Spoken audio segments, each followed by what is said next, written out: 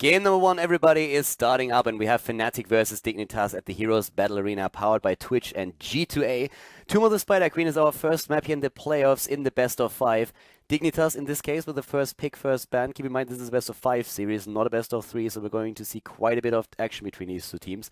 An ETC ban, first of all. So usually the teams are fighting for especially Kel'Thas and also, of course, well, Tyrande, to a certain extent even Falstad, but if you ban out ETC, you first of all break up the combo between ETC and Uther, and you make sure that you are at least guaranteed to take one of those really important heroes. So Fnatic, they ban out Kel'Thas, they don't want to go up against him, they let Tyrande go through, and Dignitas can now go straight into Tyrande if they want to play it here. For us, it's actually pretty important to see Dignitas now perform today, because the team is kind of rumored by a lot of people, especially when we're looking at the community, to be the best team in Heroes of the Storm right now. The problem is, though, we haven't really seen these guys in a long time. Since they changed their lineup, they didn't have to participate in any of the big tournaments, and it was all about the battle between Fnatic and Team Liquid, the two teams that were aiming for the top spot in Europe. Na'Vi suddenly created a new lineup as well, started to join the ranks, and was very successful, especially against Fnatic, dropping these guys every time that they face up against each other. So currently looks like Na'Vi is really the best team that we have there. Dignitas is playing for the first time here, and finally we're going to get a pretty good look at how strong these boys are, because, well, they can now fight for the crown on the European server. So the draft, the way that it's shaping up here, an early Tacita pick for Fnatic together with a Muradin, allowing them to maybe head into Sonya then later on in the draft, or at least a melee assassin on Tomb of the Spider Queen. Good vision on Tacita against the potential Zagara as well, and Zagara has been claimed by Dignitas, who of course went into Jaina to burst a bit of damage in after Tyrande gets the stun off. Zagara here in particular, very good for the vision on the map. Also in a position where she, of course, can make sure that we have with Zagara a lot of vision around those two turn-in spots, since they are going to be absolutely crucial for the objective. The pushing power on her is very solid as well. Oftentimes we see a Zagara and Sylvanas approach, but with Fnatic going into Tacita, they should be able to at least take the creep tumors down and maybe even cater towards that melee assassin that we could expect here. We have seen in the Chinese and also in the North American scene a bigger of a focus on Zeratul again, but especially Thrall is immensely popular these days when we're talking about melee assassins. Now, right now we have Fnatic with a ban, and considering the lineup that we have, Muradin already picked, ETC banned out. They could think even about a ban on another warrior. They could, for example, say, hey, we're going to deny Johanna to you. There's also the fact that Dignitas, of course, with the Styria Angel have a very, very good Tyrael player here, but at this point, Fnatic probably not too worried about Tyrael, to be honest with you. They have a Diablo ban to make sure that they ban out the Tyrande comp. Okay, so they don't prioritize Johanna here, but they're saying there's still a risk that the Dignitas is trying to run this very aggressive burst comp with the Tyrande Jaina that they already have. The only tank that really caters towards those needs is Diablo, since Muradin is taken by us and ETC is banned out, so let's ban him at this point. Diablo getting a lot more popular these days. Na'Vi, for example, plays him also with Apocalypse. We've seen that just recently against Fnatic. So in this case, he is banned out. Very popular hero. It's pretty cool to see a lot of Terra back in the meta, actually. Dignitas with a ban, and right now the Sonya ban would probably really be quite nice for them. Of course, there's a lot of range damage that Fnatic kind of still needs, so you could go for something else, but we have a Thrall banned out. As I was saying, Tacita caters towards the melee assassin. It could have been a Sonya. They ban out Thrall to be on the safe side, and especially with Quacknix, of course, being a very solid Sonya player, Fnatic can now choose exactly that hero. Shat is not playing with Fnatic anymore. The last time that I spoke to them, they played with Sypho as more of a tryout. So they're currently seeing how he is going to fit into the team. So it's a bit of a change that we have here for Fnatic with the setup.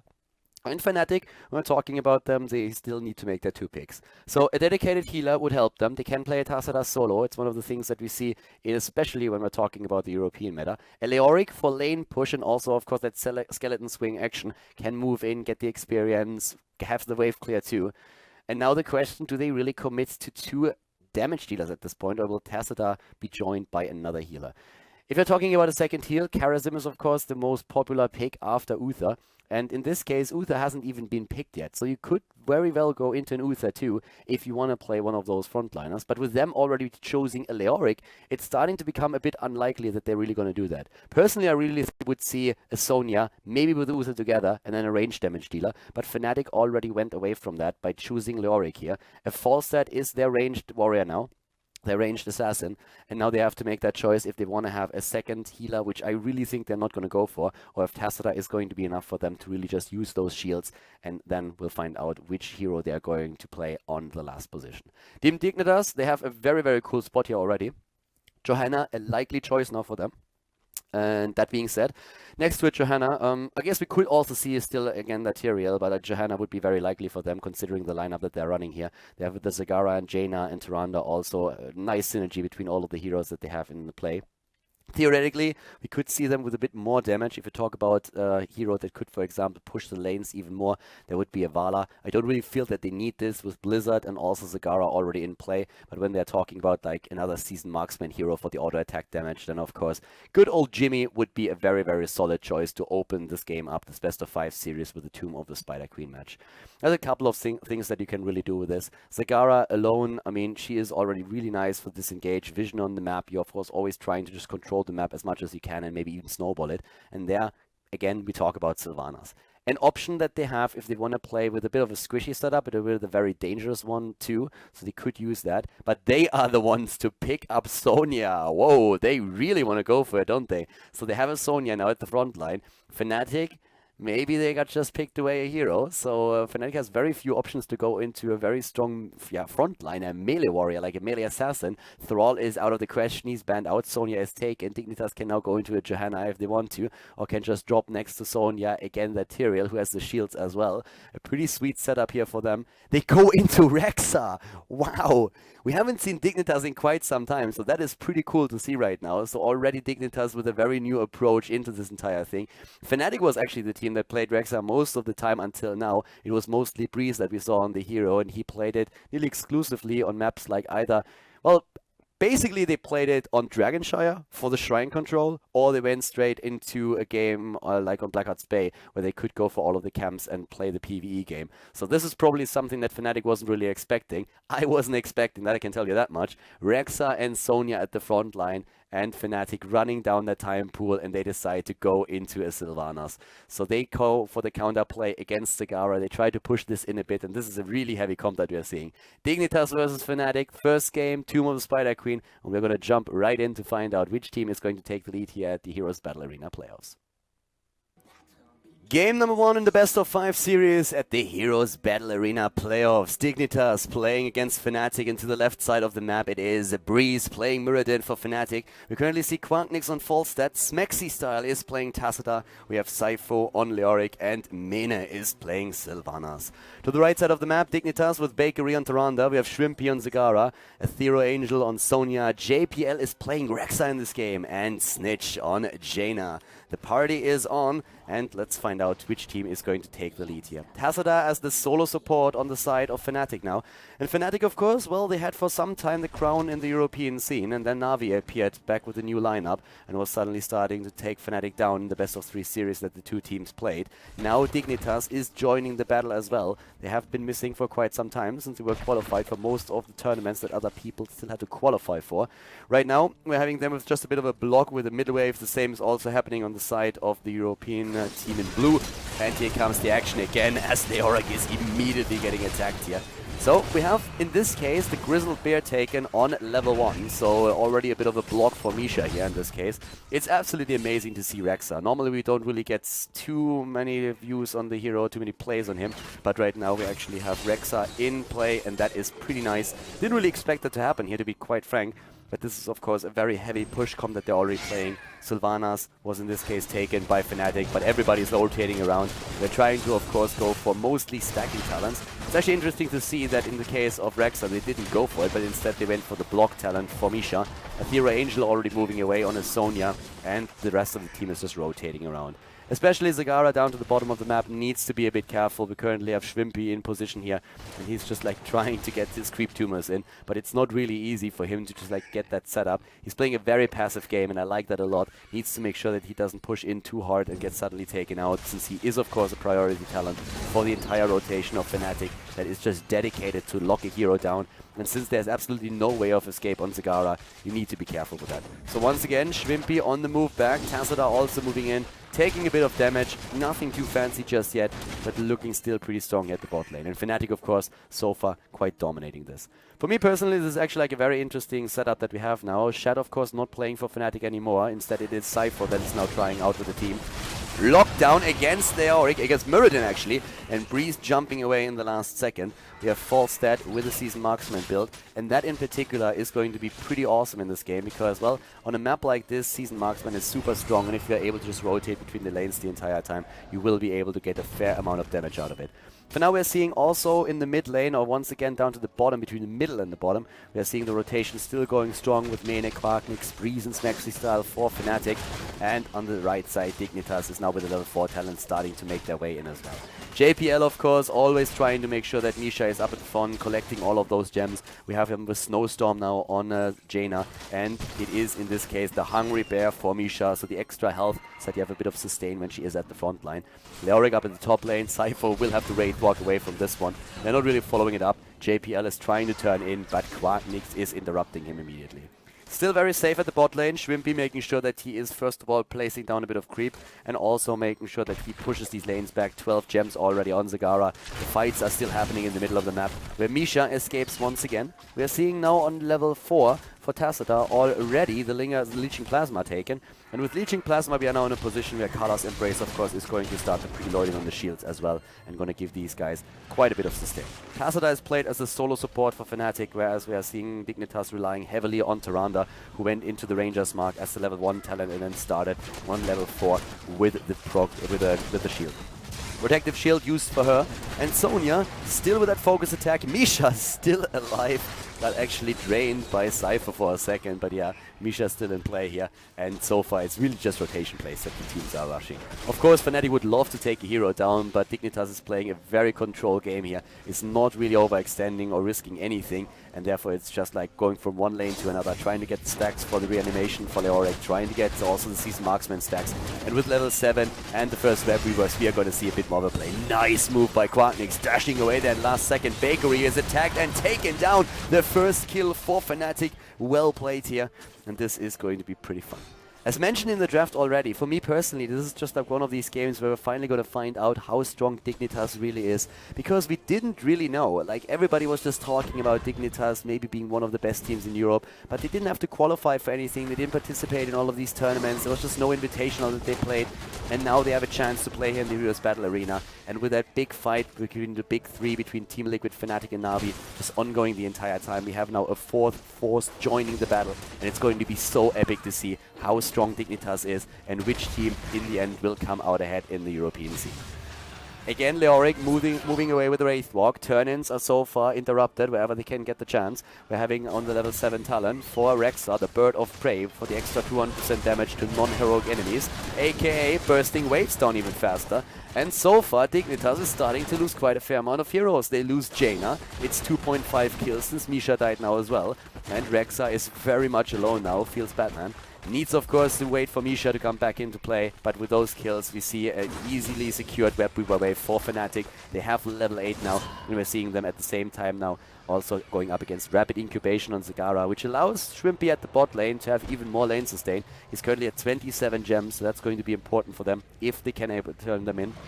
Frostbitten taken, Kala's Embrace as mentioned, the Ghastly Reach on Leoric, and of course the Unstable Poison on Sylvanas, who already moves straight into the mid lane, trying to get those towers down together with the Web Weaver. It's a nice lead that we're currently seeing here for Fnatic, and they are playing a really nice game. Once again, the push straight into the bot lane, as we are seeing also Zagara going up against not only one hero, but there are 2 and 3 as Mena, and even Breeze rotates in a 4 versus 1 setup. Together with Sylvanas, they power through the wall, they just take down all of the towers, and that's the only goal that they really had here. Pushing for the keep is of course a bonus, but in the end, or for the fort at least, but in the end it's already fine if you just take down a tower or 2 and secure yourself experience. And they are already more than a level ahead of their opponents here. Nice damage against the well. Well is down, therefore less sustain on the lane now for Zagara, and the fort is nearly eliminated as well. And you can already tell that with Leoric in the mid lane is securing extra experience for the team. They are very close to level 10, and that would make it nearly impossible for Dignitas to turn in their gem count. So Snitch at this point is of course aiming for exactly that. They still have up to the top lane Zero Angel on Sonya, but level 10s are ready, and that means for Fnatic the Force Wall, Mighty Gust, Avatar, and Rexa is turning in. Oh, nobody is turning that down. Rexa gets the turn in, not quite done. He has to cancel, and in this case, yeah, Smexy style. able to prevent the web weaver wave for Team Dignitas. So with the March of the Black King, very typical for the European scene compared to North America and China. We're seeing now also the Wailing Arrow, and they can start a turn-in again. They have 66 gems, and with the level 10 ability, they're really dominating those 2 turn-in spots. So they should really try to just go for another turn-in here. Once that they secure that, they are in a great position to maybe get also another lead with the earlier level 13 talent, or drop just a fort or 2. Turn in already successful, and only 3 more gems, and they will get another web weaver wave, and there we have it.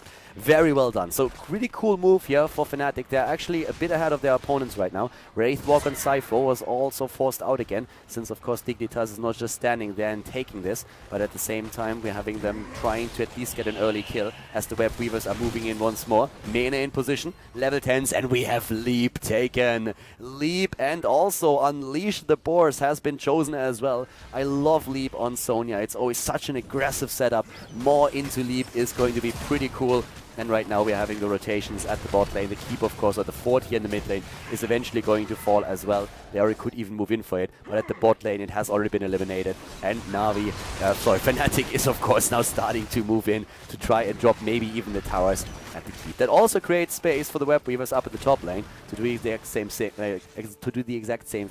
It's 2.5 kills against 0 still, and on the retreat way back we have now in the mid lane this fort also eliminated. Great positioning, great play, and good moves here from Fnatic. For Dignitas, of course, had to take it so far. And Dignitas now starting to move over once again with a quick move in into the top lane, but then a great force wall by Smexy style, able to buy some time for them to take down another fort, and that is a massive lead and experience that we see now for Fnatic. We see Dignitas at this point just like trying to rotate in again, maybe force a fight, because that level 13 talent is now a very serious threat to them. There's 91 gems on the side of Dignitas, and of course that will allow them to nearly get 2 turn-ins in a row, considering that they already turned in 35 of those. But we still have Fnatic in the lane, trying to make sure that nobody is able to turn towards the turn-in spots, and they are securing themselves more of those gems as we speak. Pretty sweet setup here. Again, rotating around. Very few team fights actually happening. But of course, with that leap, you have also the chance to initiate to any kind of hero. Level 13, and there we have it on the side of Leoric. The Crushing Hope has been taken. JPL with the Boars is moving in, and they are connecting, but already the Mighty Gust, and Quacknix is dashing away. Can he escape though? Zagara is still on him, and we still have Misha up at the front. Now also Giant Killer taken for Falstad for the extra damage. Prescience for Tacita. Leoric in the middle of the map. With the ghastly reach that he has, he's just like taking down wave after wave. And they are still 2 level ahead. It's still a 2 level lead. The Boars are actually like a really cool setup for that potential lead that we see on Sonya, slowing everybody down, and then of course the chances of escape are very small. So Dignitas with a pretty sweet approach there. But so far it has been really Fnatic making the shots, like calling the shots here. They've been doing a really nice amount of work here, and well, maybe they can now also start to go for even another web weaver wave, since they're currently at 46 gems.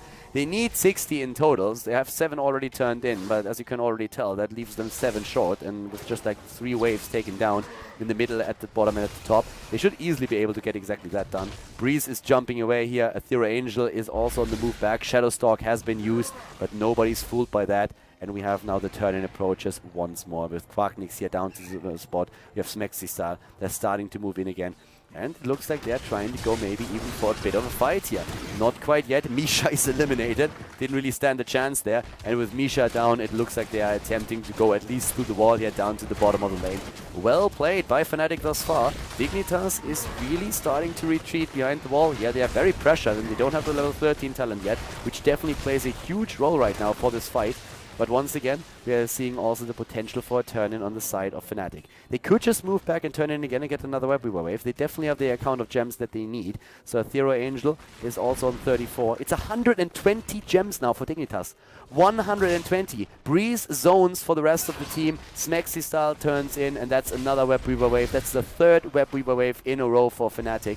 They're doing extremely well here. This is a really nice setup that they have. Great control over the map. They have the map control completely in their hands. And that level 13 talent is still missing for Dignitas. 126 gems now for the team in red. And this is pretty scary. If you lose a few heroes in one of those team fights and you lose the gems as well, then you lose all the potential momentum that you could build up once that you take control of the game again. Level 13 talents, going to be important for Dignitas, but now it is Fnatic moving in and they want the top wall. They already put the force wall in as well. They're starting to drop the first tower. They go for the second. Dignitas is going to get the next talent in just a second. They have a very sweet setup here for the engage, but they haven't really used it yet. More into leap, using the boars as well. They haven't done any of this. Overflowing Light already used on Bakery. Now the Mutalisk can play for Zagara, the Mystical Spear on Sonya.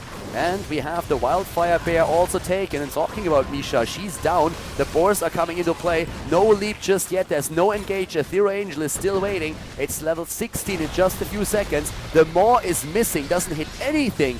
And Dignitas is starting to have a huge problem here. Mighty Gust has been used. Now it's level 16 talents versus level 13. A 3-level lead for Fnatic. They are playing a great game here. And we have them now with a Stone Form. They move in again as the mid lane has to be defended against the Web Weavers. At the bot lane we already see the Web Weaver attacking the keep. But up to the top you can see the same picture. Dimensional Warp being used. Here comes the stun. Nice move away by Tacita. And here is the leap. Finally Sonya goes in with a wall and dies right away.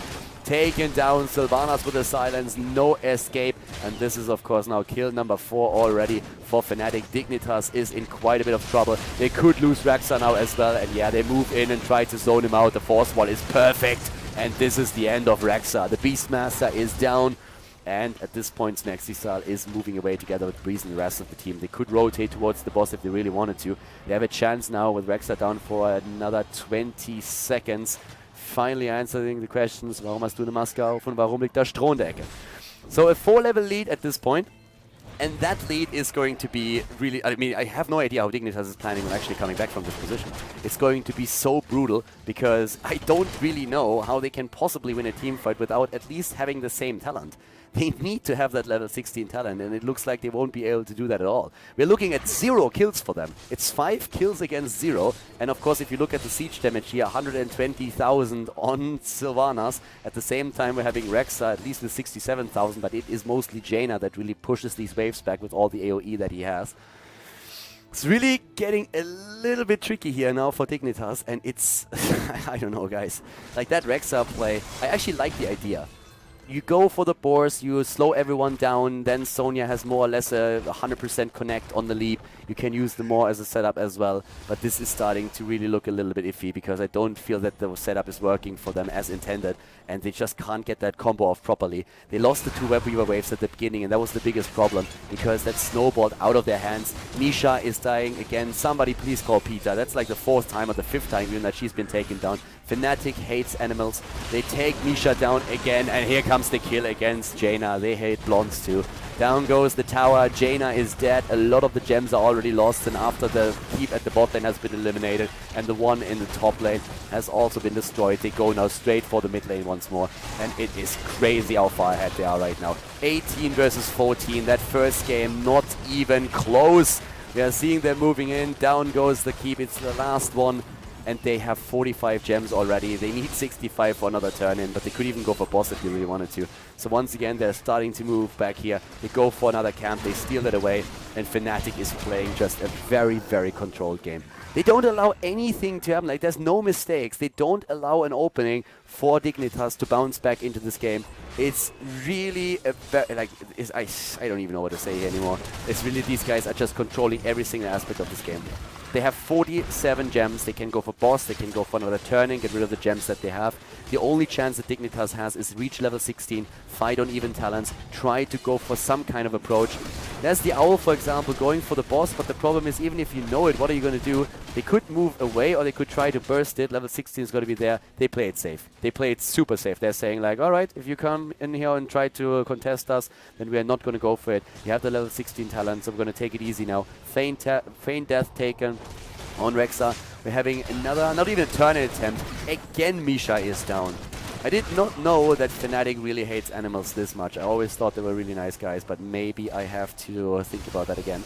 So we have also Shooting Star taken as level 16 talent, Brute Expansion, Nerves of Steel, and here comes Sonya. Maybe now it could be the kill. No, Tacita escapes, the more hits, but Schwimpy is under pressure. getting pushed back. Mene is still surviving, moves away with the Haunting Wave. The entire setup is still alive. And of course now the whole idea for Dignitas is to just get that turn in finally done. But Breeze and the rest of the team are already moving in. Can they interrupt Schwimpy? Yes, they can. No, they cannot. The Storm misses. But that Frost, that thing does not miss at all.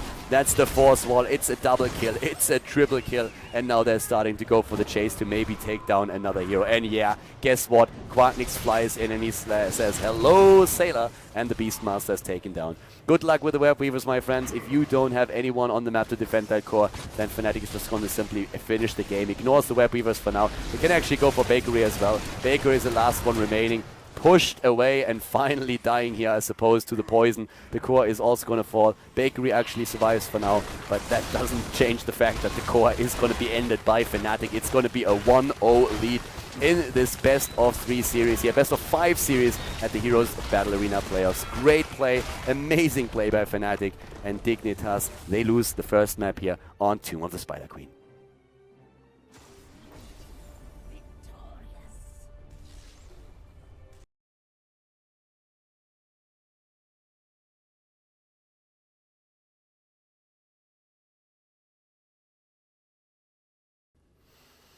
Game number 2, everybody. The best of 5 series at the Heroes Battle Arena playoffs continues with Dragon Shire as the second map. Dignitas, well, they were schooled in the last map, and that might have been a fluke, it might not have been. Dignitas here with a ban on Falstad immediately on Dragon Shire, putting Fnatic in a position where they have to think about also Tyrande and Kalthas. Which one do you ban out here? Do you just not ban out one of the two, but something completely different and open both of them up for the pickings?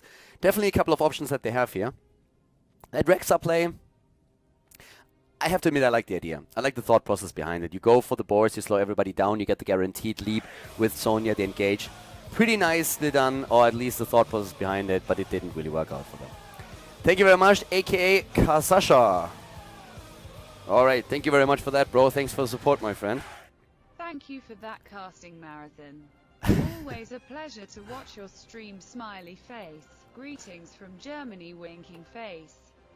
Thanks for that, bro. Zagara ban, but yeah, I've been actually thinking about it. I've been casting for, I've been casting 32 hours now with 5 hours sleep in between.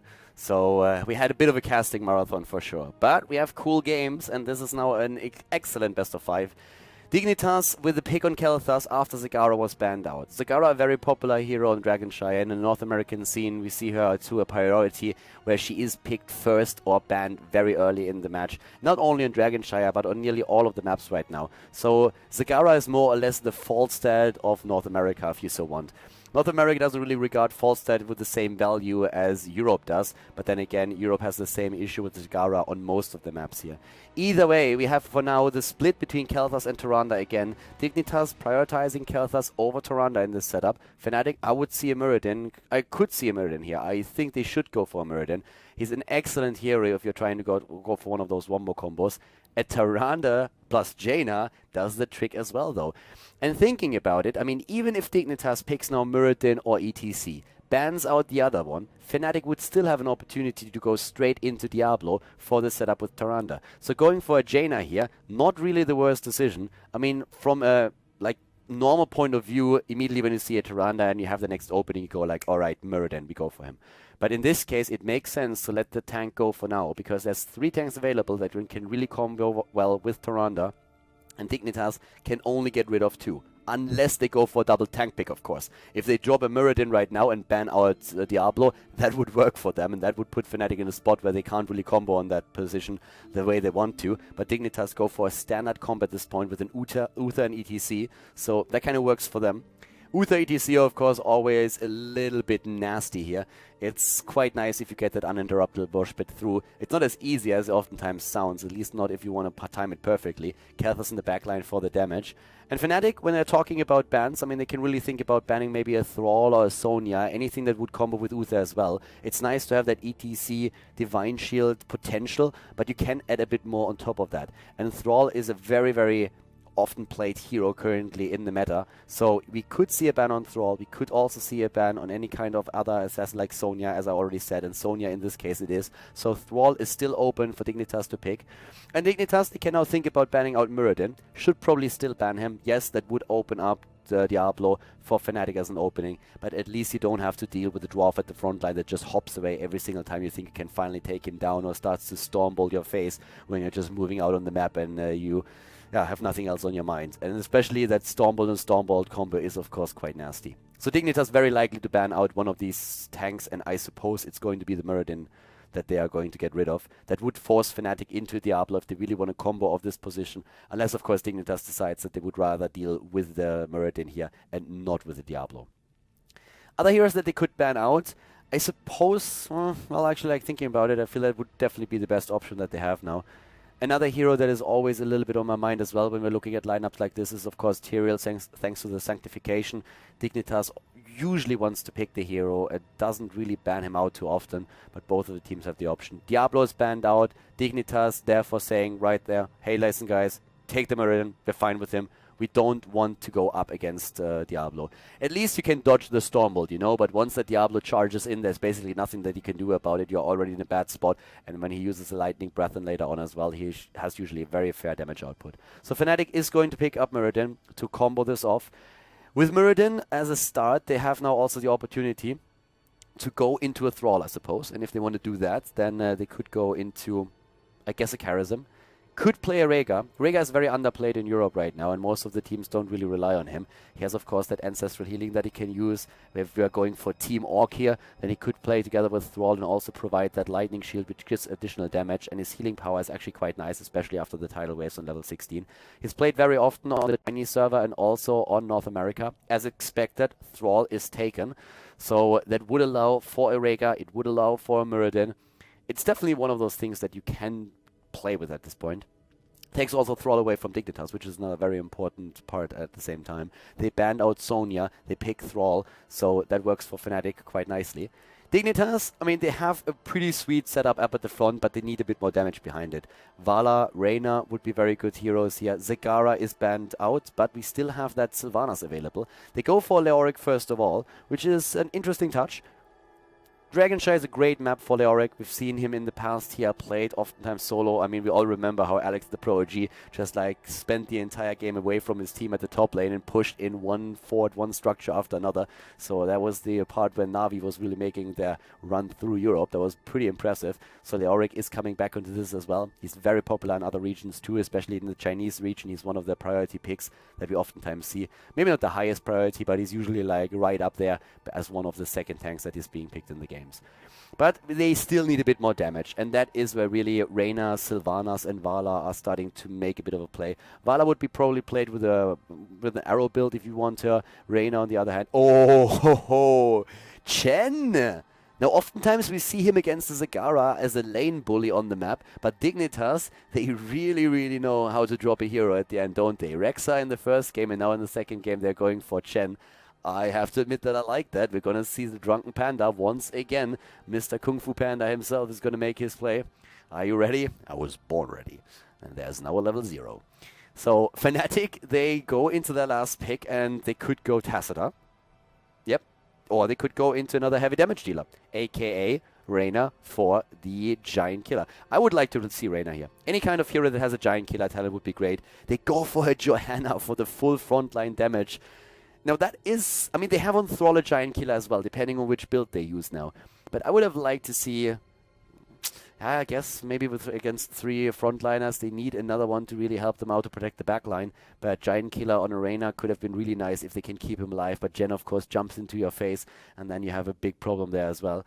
Either way, guys, we're going to have some fun here. Once again, after Rex and the last game, we see Chen now played in game number 2, and this is going to be a good one. Game number 2, everybody, Fnatic versus Dignitas. And to the left side of the map, Dignitas with Bakery on Uther, Aethero Angel on ETC, JPL on Kalthas, Snitch on Leoric, and Schwimpy on Chen.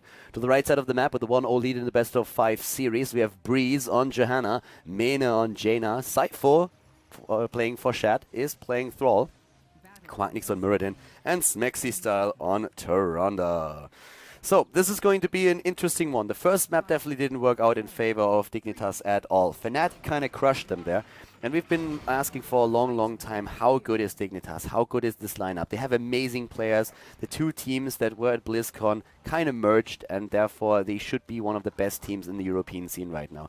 And everybody has been saying, like, these guys are the real deal. And they definitely have a set of very talented players now in their midst. But we haven't really seen them play a lot of tournaments lately, because they were already qualified for most of the stuff that is being fought over now. Now, Fnatic with the lead against them in the best of 5, but it was only game number 1. This is a best of 5 series, so let's find out if Dignitas can come back into this, or if Fnatic proves a bit too strong for them to take down. We have for Thrall the Chain Lightning build already started. Now, there's a couple of hybrid builds that you can play with with Thrall in general. There's a very clean and crisp Chain Lightning build where you're trying to go into the Chain Lightning talents on 1, 4, and 16, and that gives you the ability to move on 7 into follow through, and it's always the idea of using Chain Lightning into auto attack, Chain Lightning into auto attack, and just like get a maximum amount of damage out with this. It allows you to go into the spell shield on level 13, so it's a lot of safety that you have with it as well. But we also have that Wind Fury build that is sometimes played with a level 1 Chain Lightning talent, because some of the players are saying, hey, I'm not going to get a lot of Season Marksman stacks, so Wind Fury is really nice. I'm still relying on Venom on level 4, but I want to make sure that I have a bit of a better mana management thanks to the Rolling Thunder, and so they just go for this talent at the beginning. And on top of that, there's also a third build that's very popular. It's a bit of a hybrid build where you go into 2 of the Chain Lightning talents and then you continue on level 7, 13, and 16 into the Wind Fury talents here on Thrall. Now, we've been talking quite a bit about Thrall, more than I actually intended to, but let's talk about the rest of the team here as well. We have, once again, the Prog Rock taken for ETC, so a bit of self-heal and also heal for the team later on that Groupies comes into play. A lot of talents that rely on stacks of some kind, either the Regeneration Master talent, or instead you are going into Reanimation, for example. We have Mana Addict taken, Chen, by the way, with the Regeneration Master here taken too, and seeing Chen in play is just always awesome as well. So we have the Brewmaster back to business, and he is, of course, super annoying to deal with, and it's just like one of those happy pandas always at the front. Sometimes a little bit silly. That guy just doesn't die. Cypher doesn't even try. He already knows that it's going to be a bit tricky for him. And we have indeed Venom taken, so it looks like we have a Wind Fury build for him with the adjustment on the level 1 talent, as I already pointed out, Rolling Thunder over the Season Marksman to make sure that you have a bit of a better mana management and are also able to dish out that extra damage. So pretty sweet, well done. Eternal Retaliation for the cooldown reduction on Condemn for Breeze. Could even go into Battle Momentum if he wants to go full ham on that, but on the other hand, there's also Conviction that you can take to get that movement speed, which is pretty cool as well. Talents besides that, pretty much the standard. We're having Pierce taken now. That could lead into a Ranger talent on level 16 for Tyrande, but it also helps you to just like make sure that nobody channels that Dragonite. It's one of the main reasons why you go for level 4 Pierce on this map here in particular. So for now, up to the top lane, we're already seeing this battle between the two. I don't want to call that a melee assassin, like the big fat panda is definitely not a melee assassin there. But yeah, Cypher on his Thrall is going to try to make sure that Chen is not going to get out of control during all of this. We have now with the talents that we see for both teams the attempt to go for the bottom shrine, and this is the one that so far Dignitas has been controlling. Nice stun lock attempt, and can Quark Nix escape? Hop a little Muradin, hop, nope. He does not escape here, at least he's trying. And he hops away, but he gets slammed into the ground. That's the first kill in the game. Muradin is a goner, and therefore the first kill for Dignitas. They have also control over both of the shrines. Up to the top lane, looks like Thrall is now starting to make his way over to the shrine, but Schwimpy is already on it, and it's an easy Dragonite for Thera Angel. Yeah, this is currently Dignitas saying, alright boys, game number 1. We looked a little bit bad, it snowballed against us and we couldn't start a comeback, but here in this game on Dragon Shire, our map choice, we are going to make sure we're going to take you down. So for now, they're just moving into the mid lane, starting to take this. We have at the same time on level 7 now Just Keep Rockin' taken for ETC. The bot lane is being pressured hard, and there goes Johanna. Nice. Fnatic loses another hero. The pressure play from Dignitas, they really go for it. We have Ghastly Reach taken for Leoric again, and we also see the Brewmaster's balance after Amplified Healing.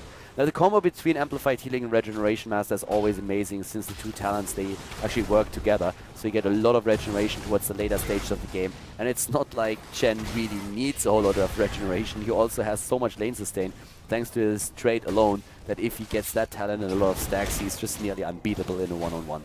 Sypho has already experienced that, more or less. He was very low and needed to well up. We have him indeed with a follow-through now taken. Now, this is a little bit of a surprise to me. I mean, if you go for the Chain Lightning build, then you usually also add the level 4 talent, which gives you additional 2 hits. So we have a bit more, well, you have more wave clear, I suppose. I guess Envenom can be taken. You don't necessarily have to go for the level 4 talent for the Chain Lightning. It's not really that it affects follow-through, but it's the usual clean, crisp build that we have. So it's another bit of a hybrid setup that Sypho is going for here. The level 4 talent, as I said, not necessarily a must-have.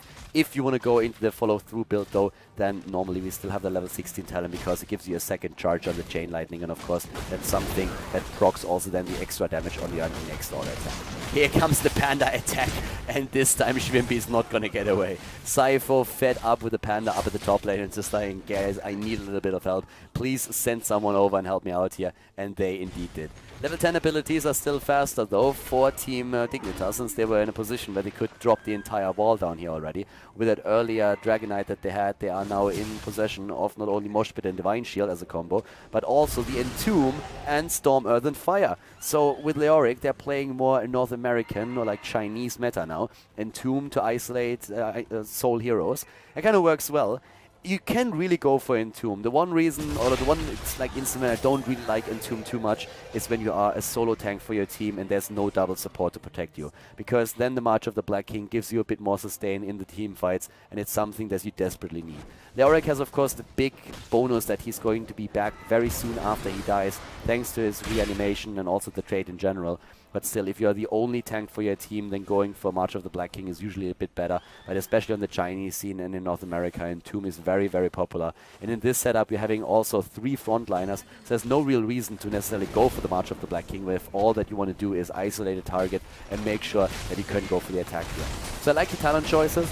You have also level 10s now already on the side of Fnatic with the Blessed Shield, Water Elemental, Sundering, also the Avatar, plus the additional Tyrande ult with the Shadow Stalk. Sypho is in a bit of trouble here. The fight down here continues as well. Thrall is still on the run. Wow, he's really juking them out. He's not going to escape, though. I mean, there's way too many opponents. He's going to fall in the end. But down to the bot lane, we have Fnatic now with another Shrine control. They're going straight with Smexy style for the Shrine, trying to take this one at least. They can't go for the Dragonites, though, since Chen, the big fat panda, is already up at the top, taking another Shrine now, too. 3 kills against 1 in favor of Dignitas. Definitely a much tougher game that we're seeing now for Fnatic compared to what happened in game number 1 on Tomb of the Spider Queen. Aethera Angel is starting to move in. Here comes the rotation. Bakery's on the way. There's the Entomb. And ETC uses it for Moshpit, but before the Divine Shield hits, he is already zoned out. It's not as easy as it looks, guys. In this case, it showcases once again that you can miss that combo. And we have the kill potentially against Quarknix, and yep, he's annihilated. 4 kills against 1 as Mirrodin is down. ETC had an opportunity here. He survives, though, which is really important there. It was actually like a fun one. We had ETC dropped, well, into ETC more. First of all, we had like the engage with the Entomb, so ETC was trapped with an opponent's hero, ETC and Leoric, of course, at the same time. Then he used that opportunity to just like lead straight into the mosh pit. It was actually kind of fun to see that. Now, on the other hand, it could be another Dragonite, but it's not quite one, because we have at the top lane Schwimpy and Sypho fighting again for that Shrine. And the battle is won already by Thrall. But now with a level 13 talent, we could see Chen move in again. He's now with Relentless in a position where he definitely doesn't take that much damage, or not that much CC from the Spirit Wolf in particular. The biggest problem for Fnatic at this point is really that we have on level 13 also, of course, a Chain Bomb for Khaldor. That's one of the main reasons why you go into the hero in the first place. There's also groupies now taken after the Just Keep Rocking and the proc rock, so ETC is just going to combo with all of that sustain for his team. And we are seeing next to that the Shrink Grave for Uther. It's going to make the time of Thrall a lot harder, making sure that he is not going to be able to just like rush in, build up that momentum and take heroes down. Down to the bottom of the map, we have Bakery, Aethera Angel, and JPL. They're starting the rotation now too, and they already move in, try to drop that fort at the bot lane. Camps are taken, level 13 talent ready for the team in red. And there we have the Icy Veins with the mana, with the cooldown reduction for Jaina. In comes ETC, Breeze with the Condemn. They're starting to move in. Overflowing Light has now been claimed. and they are attempting to go straight for the potential kill again. Breeze on the move, but yeah, camp has been taken by the blue team, and now both of the shrines are under their control, which forces Cypher in the middle just to wait if somebody is trying to channel the dragon statue. Down to the bot lane, Bakery and Snitch, they're trying to protect the temple for as long as they can. ETC is moving in the middle, Ethereal Angel on the other hand is zoned out, and Shrimpy is now saying, hello Sailor, how are you doing? And they are moving in from every angle, trying to drop Thrall. Shrink Ray used, and yeah, Sundering trying to get him away from this one. Already JPL moving in. There's the Phoenix used. 14 versus 13 levels. And they are starting to move in. Nice gravity lapse against Muradin. And Fnatic is really desperately trying to somehow interrupt it. That's the owl that hits, but that's already it. And this will be a Dragonite. There we have it. Dragonite number 2 in favor of Team Fnatic. They move into the middle of the map once again, making sure that they get their kills in. Already Chen at the top lane, soaking even more experience. And we see a very different game from what happened in the first map. So now 4 kills against 1, and Dignitas is really just showing now Fnatic that it's not as easy to take them down as it was in game number 1. That it was just a bit of a mistake there, a bit of a fluke, but the game isn't over yet. Phoenix already used, they're starting to move in. Chen is doing Chen things at the top lane, basically growing the rest of the map and saying, hey, I'm going to get a bit of experience, I'm going to make sure that we push this in. Level 16 would of course be great for them. Snitch is about to be dropped, moves away with a Wraith Walk and gets a shield in the last second. Protective shield used, and level 16 talents are now ready. Benediction once again here for Uther. The Ethereal Angel is still around for another 18 seconds on the Dragonite.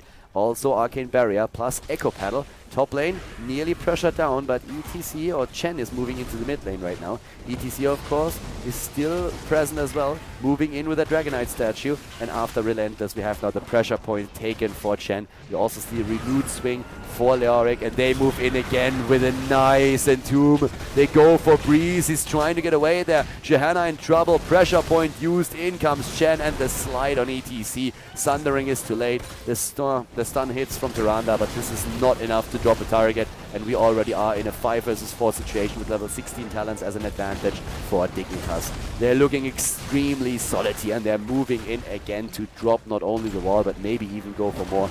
Can they take the keep? Doesn't feel like it. Shrimpy and the rest of them are retreating now. They have still a lead here, 2 levels ahead, but they do not want to engage too much and overextend. It's a pretty fun game actually. I mean, considering how the last map went, this one is an exciting one. It looks completely different. So Dignitas definitely showing their skills now. It's something that they couldn't do in the last map with all those web weavers that were pushing against them on Tomb of the Spider Queen. They never really got into a position where they could start a comeback. Leoric is dying though, so Snitch has to be careful with this one. He's trying to slow everybody down so that the rest of the team can move away here. And it looks actually like he will be able to do that. As we see Uther in trouble. That was a nice stun into stun, Divine Shield used. That leaves Ethereal Angel maybe a bit exposed, but they already rotate away. Level 16 talents will soon be ready for Fnatic, and that of course means fights on even talents again. Therefore we have an opportunity to really get all the damage in. Top lane pressure as Chen is taking over the lane again, and he already put a solid amount of work into the entire lane. He took down the well, he took down half of the hit points, a couple of the hit points on the fort itself, and he is soon going to do the exact same thing again if they leave him to it, which doesn't really happen as the rotation from of Fnatic is already approaching. Yeah, Giant Killer chosen and the Tempest Fury as the talents here on Thrall. So a bit of a hybrid build as we already surmised earlier. It's interesting to me personally that we do not see the level 16 talent. If you really want to go for a follow-through build, then that level 16 talent would be quite nice since you have the second stack, of course, on the Chain Lightning. And that's pretty awesome since you will have another damage bonus for another auto attack. So it's really a very different way to play Thrall right now. And this is pretty cool. I mean, the talent system is really working well with Thrall. The diversity of builds that we have seen over the last 3 days is amazing. You look at China, you look at North America, you look at Europe, and you see at least 6 different builds on the hero. And all of them can, of course, well, you can make strong arguments for all of them. Thrall again with the Sundering being used. Ranger talent taken on Tyrande, by the way. They're moving in Blessed Hammer even for Johanna, and they are trying to use all of these AoE talents as we speak. Go straight in against the attack for Dignitas. Dignitas with an entomb against Breeze though, and Johanna is not going to make it here. Could be that we are also seeing Muradin die. He tries to jump out, gets away, and in the last second also uses the stone form. But that was another great kill here in favor of Dignitas. And guess what? They move into the middle of the map for another Dragon Knight. Does Tyrande have the owl? She doesn't. Wouldn't have made a difference anyways. Nobody. Oh, well, actually, we saw Thrall rotate to the top. So maybe if that owl hits in time, they get a chance to take that shrine. As is, though, we have now the Dragon Knight in the middle of the map. And that, of course, is the end of keep number 1. Is it going to be the end of the game? That's a different question. I don't really think it will be, but it could of course happen if there's another hero or two dying now to these traps that we are seeing from Dignitas. 2 seconds on the Entomb, we all know what that means. Once the Auric is able to really drop those Entombs again, we might see another kill. Keep number 2 is already annihilated. And level 20 talents are very close. Here comes the attack. Already the gravity lapse used. Oh, Leoric, Leoric, Leoric. Leoric is about to fall. Wraith walks away, gets healed. Nice move by Bakery, using that benediction for the double heal. And we have Sypho now also on the move back. Quacknix is also low. Mene is trapped, drops the Blizzard, but he himself is going to die. And this is the end of him. And now with a kill against Smaxy, Tyrande is now also dropped, and it looks like Ethereal Angel is going to take the opportunity to try and finish the game with the Dragon Knight. Yep, there's the kill against Thrall himself, and Johanna is also dead. This is going to be GG, and the 1-1 in the best of 5 series here at the Heroes Battle Arena between Dignitas and Fnatic. Great play now by Team Dignitas, much better than the first game. Spectral Leech for Leoric here as well. Double Bolt of the Storm on 20, and this is the victory on Dragon Shire for Team Dignitas. GG and well played.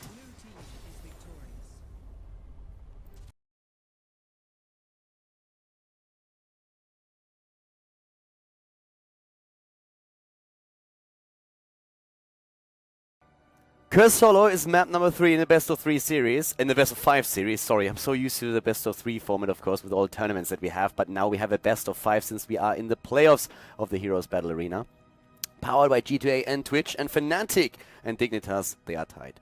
Fnatic with a potential ban again on something like an ETC. It's always the question. It all centers around Kael'thas and, of course, Tyrande. Do you really want to get rid of one of those heroes in particular? Do you just like ban something else out, maybe like a tier 2 hero, because you're saying, hey, if we allow both, we are going to get one of them. And right now, Fnatic saying, okay, screw that Kael'thas. Away with that guy. Dignitas, they want to get rid of Tyrande.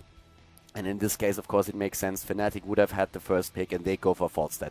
It's a very great pick for Cursed Hollow. We've been going over this in the past, but it's such an amazing hero with the mobility on the map, the auto-attack damage against single targets, the mighty gust to steal a boss away, to secure a tribute. He is so versatile on this map. It's also a great map, of course, for Tyrael, thanks to that holy ground in the later stage of the game, that we most likely will see Tyrael in some form participating in this draft. As a pick, as a ban, we're going to find out.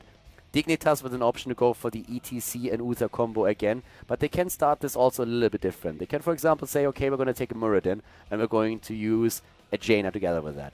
ETC and Jaina would also be an opening that they can use here. Another hero that is very powerful on this map, which would have been an easy lockdown in the North American meta right now, is Zagara, for example.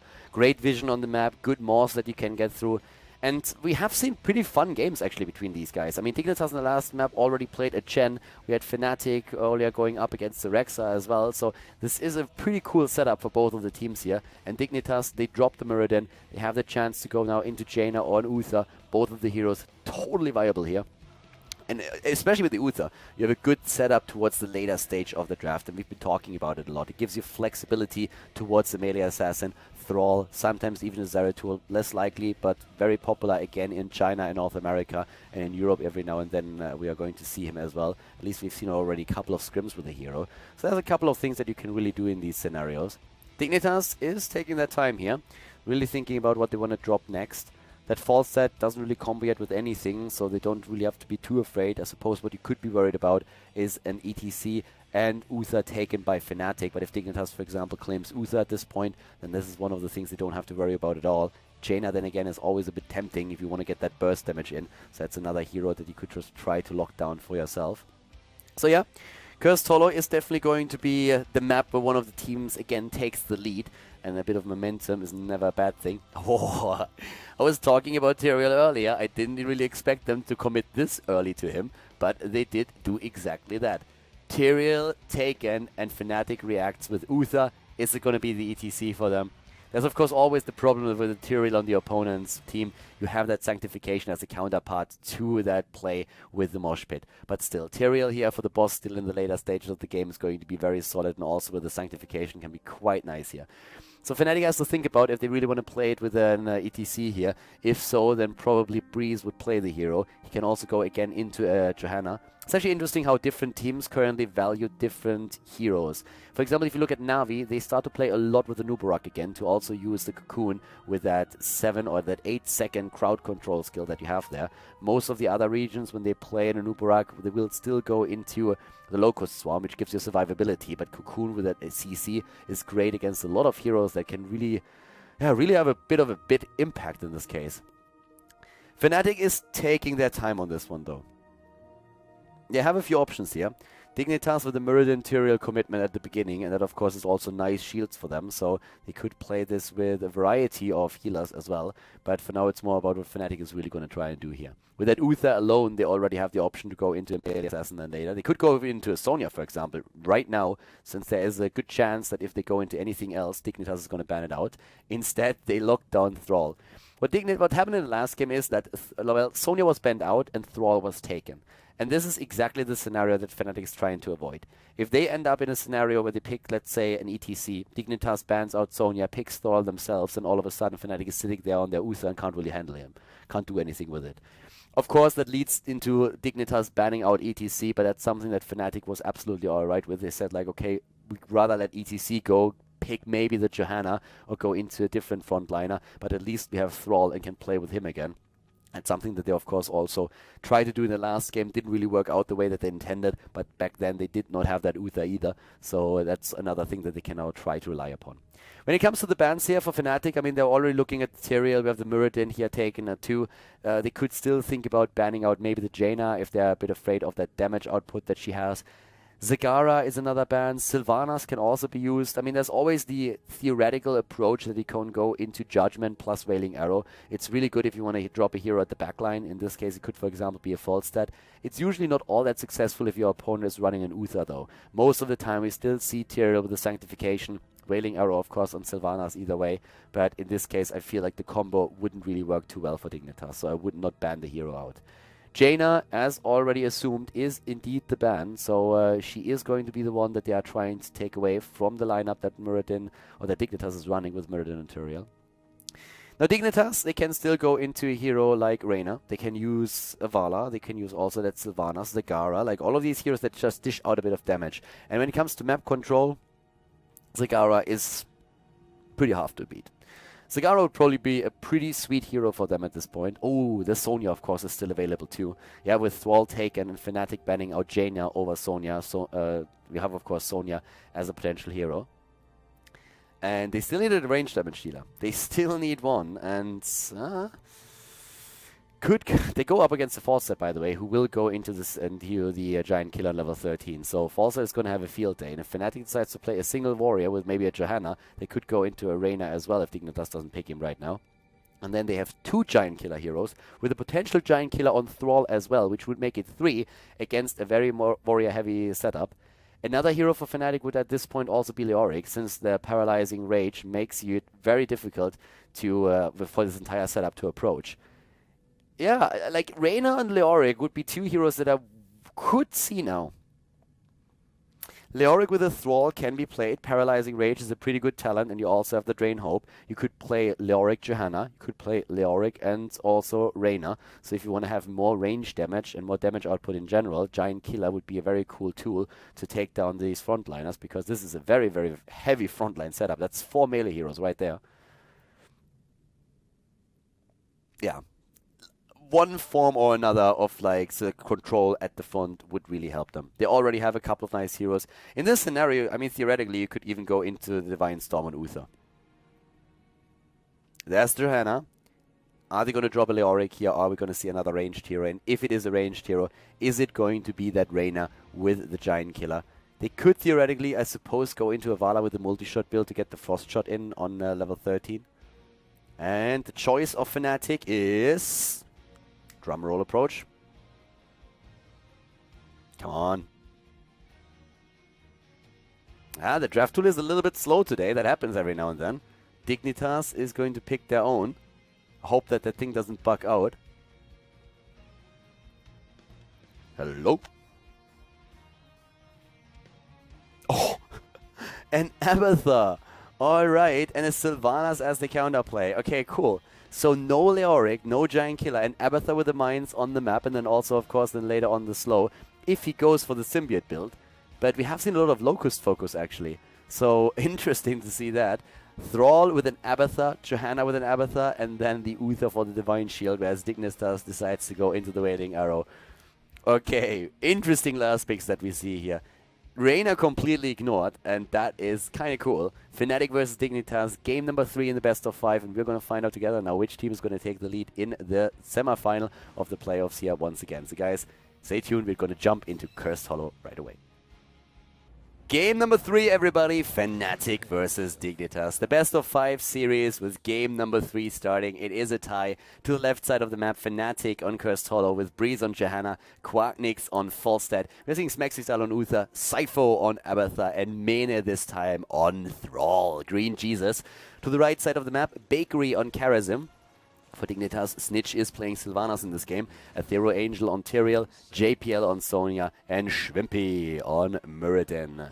This game is going to decide who is going to take the lead in this series, and it's going to be a very fun one. I'm liking the setup that we have for the two teams here, and I have to admit that this series so far has been quite exciting. So let's see who's going to take it. We have already the Locust focus on the side of Abathur. Yeah, Quarknix moving out, seeing 5 heroes going straight for him, saying like, yeah, screw that, I'm out of here.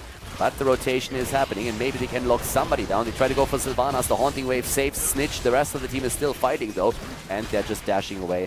So one tower nearly destroyed. It's, of course, that Sylvanas aggression play that we oftentimes see at the beginning of the game. Very, very powerful, and the rest of them is just like rotating around on the map as we speak.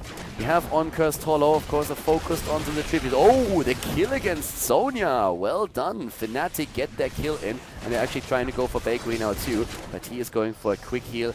Falstad, of course, going straight into the Season Marksman build, and especially his level 13 talent is going to be quite the menace when we're talking about the counterplay against Dignitas, because they are running a very frontline heavy setup with a lot of tanks here, and of course Giant Killer is going to be amazing to deal with that. Again, the build that we've seen in the last game, Rolling Thunder on level 1 for Thrall. We're having also the Knight takes Pawn take, and of course for Johanna, but the top lane is suffering a bit of damage at the hands of Bakery, Snitch and JPL. And the rotation is happening with the wind. We have Shot of Fury taken as the talents. So pretty standard stuff here. And especially Abathur, of course, is going to be quite fun. Usually you see him with the Toxic Nest build on level 4, level 7, and then later on 13 and 16, it's the Locusts again, trying to just like push the lanes and get experience on the lane, which is of course one of the main reasons why you would go for the hero. Double Thrall is definitely going to be appearing once or twice during this game, and that's always scary. As Mexistal and Mena are waiting for a chance to move in. There's very little that they can do at this point, so Thrall is actually starting to switch over with Falstad. Thrall himself wants to go up against the melee hero, so they go straight into the mid lane. And Abathur at the bot lane will have to soak the lane. So far he's actually doing a pretty decent job against Shrimpy, always just using the symbiote here as much as he can. We're seeing Sonya start to rotate towards the mercenary camps. 2 minutes into the game, mercenary camps are spawning. 3 minutes into the game, we're seeing the bosses appear on the map. And Sonya, of course, can easily take these guys down alone, and that's one of the main reasons why she rotated over there right away. Level 4 talent, as we already said, going straight into the Ballistos Force. We have the Ride the Lightning taken, so a bit of an adjustment in the build for Thrall, now that Mene is playing the hero. We have the level 4 talents for both sides, 1 protective shield taken, Karazim and Uther going for the same talent here. Already a claim on the first mercenary camp in the map, but of course the same thing is happening over here as Fnatic is going for it too. Laws of Hope for Breeze. So in the last game he went for the Eternal Retaliation, trying to just make sure that they get an opportunity to use that cooldown or to use that Condemn as often as possible during the fights. This time with the change in healers, it's a bit of a different setup that they're running here. Already the attempt to get that tribute, but Mena with the Chain Lightning can easily stun them out there. Yeah, Breeze already moving in. Could use the shield there, doesn't have it, and the tribute ends up in the hands of Bakery. Breeze was not able to move in far enough to cancel it out. Bit unfortunate for him here. So that's a pretty bad move actually. Well, it's not a bad move by Breeze or any of them, but that they lose the tribute, that is bad for them. because the problem that they have is that the whole idea of running an Abathur is to soak experience at the other end of the map. So in this case, even if you don't take that tribute, and it's really difficult in the early stages of the game with an Abathur to take the tribute because you don't have the Ultimate Evolution copy yet on Abathur, but the idea is still to use Cypher at the bot lane, hide him somewhere here, try to soak the experience, and just delay the tribute channel for as long as you possibly can with Shield Glare, with of course the Hammerang, with also the Chain Lightning and the Wave of Light, just to make sure that you can just prolong this soak experience, get a little bit ahead, and that's one of the main reasons why you run for such a setup. That this doesn't work out is a bit annoying for Fnatic now, and they are still ahead in experience, but it's a big problem. It's something where they could have tried to just really get a much bigger lead than they just did. They still use that Siege Giant camp that they had. It's of course also being used at the bot lane, but Falstad is moving in, and together with Abathur they are just pushing this back quite easily. But the top lane, as we said, there's quite a bit of pressure. Mena had to rotate away, but both of the towers are now fairly low in HP. With the level 4 talents, we have once again the Amplified Healing and Regeneration Master. Now on Tyrael, you see oftentimes also the Smite talent taken for the extra damage. It's more or less a question of what kind of setup you are running. And in this case, Tyrael decided he wants to have the extra sustain. It's actually an interesting choice. With the setup that they have, he could have definitely decided to go into the Smite talents instead. Cooldown reduction on level 4, and then on level 1 with a Purge Evil, the extra damage against heroes when you drop it in. Abathur is on the map again, and tribute number 2 is now appearing as we speak. Cypher could move down to the bot lane if they want to fight for it. Already half the team is rotating over. Level 7 talents, first of all, for Fnatic, but Dignitas is close behind. There comes Breeze, starts to go for the Shield Glare, zones it out once. The fight is starting, but it is still a 4 versus 5 as Abathur can only contribute with the Symbiote, and Bakery gets an easy channel on the second tribute. They are 2-0. This is of course always one of the bigger problems that you have. Nice condemn. This could be the end of one of these two bad boys there, but Bakery dashes away, and Snitch has of course the Haunting Wave that he can jump to. In the mid lane, we have Abathur soaking experience at the wall here. Level 7 talents also brought us now the Wind Shear talent. So even though we have the focus on the 2 lightning talents, we are not seeing follow through, and that is one of the hybrid builds that I actually explained earlier. You go for Wind Shear on level 7, level 13 and level 16. Unless, of course, you have to make a couple of adjustments because of the talents or the heroes that your opponent plays. And then you have still those 2 lightning talents at the start and solid damage on your auto attacks as well. Talking about auto attacks, we see Mena moving in the mid lane against the Thera Angel. The 2 teams are now both on level 8. 1 kill thus far, and that was the kill against Team Dignitas. So currently, Fnatic is playing a pretty solid game, actually, considering. The problem for them is really just that 2 tributes that have been already soaked on the side of Dignitas. Without that Ultimate Evolution, the early game tributes are pretty difficult to take, since you can only rely on the Symbiote, so you have only 4 bodies in the battle, and that means, of course, 4 hit point pools. So for now, another tribute spawns. And this is going to get a bit tricky for Fnatic. I mean, they have to kind of defend against this one, or try to channel it, but Dignitas is going to do their best to take that now. Or are they just attempting to get ahead in experience? They have Snitch at the top, and that alone leans towards getting the experience instead. So Snitch is going straight for it, dropping the tower. As the tribute is captured, yes, they let it go. They realize that they don't have to go for the tribute, so instead they are just like all the way on the lane, up at the top, up at the bot lane, soak the XP, and they start to take the lead now. So level 9.5 has been taken. The heroic abilities will be up soon. That's going to be a pretty important one. Already, oh, sorry, my bad. A little bit of pressure here with Bakery in position. Bakery and Mena, a little bit of a fight between the 2 of them. But now the Haunting Wave is being used by Snitch to actually like slow that approach down as well. Yeah, Snitch needs to be careful. The Haunting Wave is in cooldown, and that could be the kill. Wow, Divine Palm just in the last second. And we have now Leap taken too, and there we go. Leaps in, and Mena still survives, rushes away in the last second. Sanctification, Wailing Arrow, and Avatar has been chosen. It's always interesting to see these changes between servers, between the meta. And in this case, one of the few that I want to highlight again is that we are seeing on North America nearly exclusively the 7-sided strike chosen.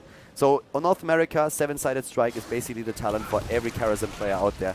And very, very rarely will you see a Divine Palm. Whereas in Europe, it's the exact opposite. Most of the time, 95% I'd say, we see the Divine Palm taken, and only in very special circumstances, it is the 7-sided strike. Double Thrall, zoning, and this is tribute number 2. So the next tribute is going to curse one of the teams. We have Cypher on the copy. It's a very low cooldown now, of course. Cooldown was at some point 70 seconds. Now it's at 50. It was a huge reduction.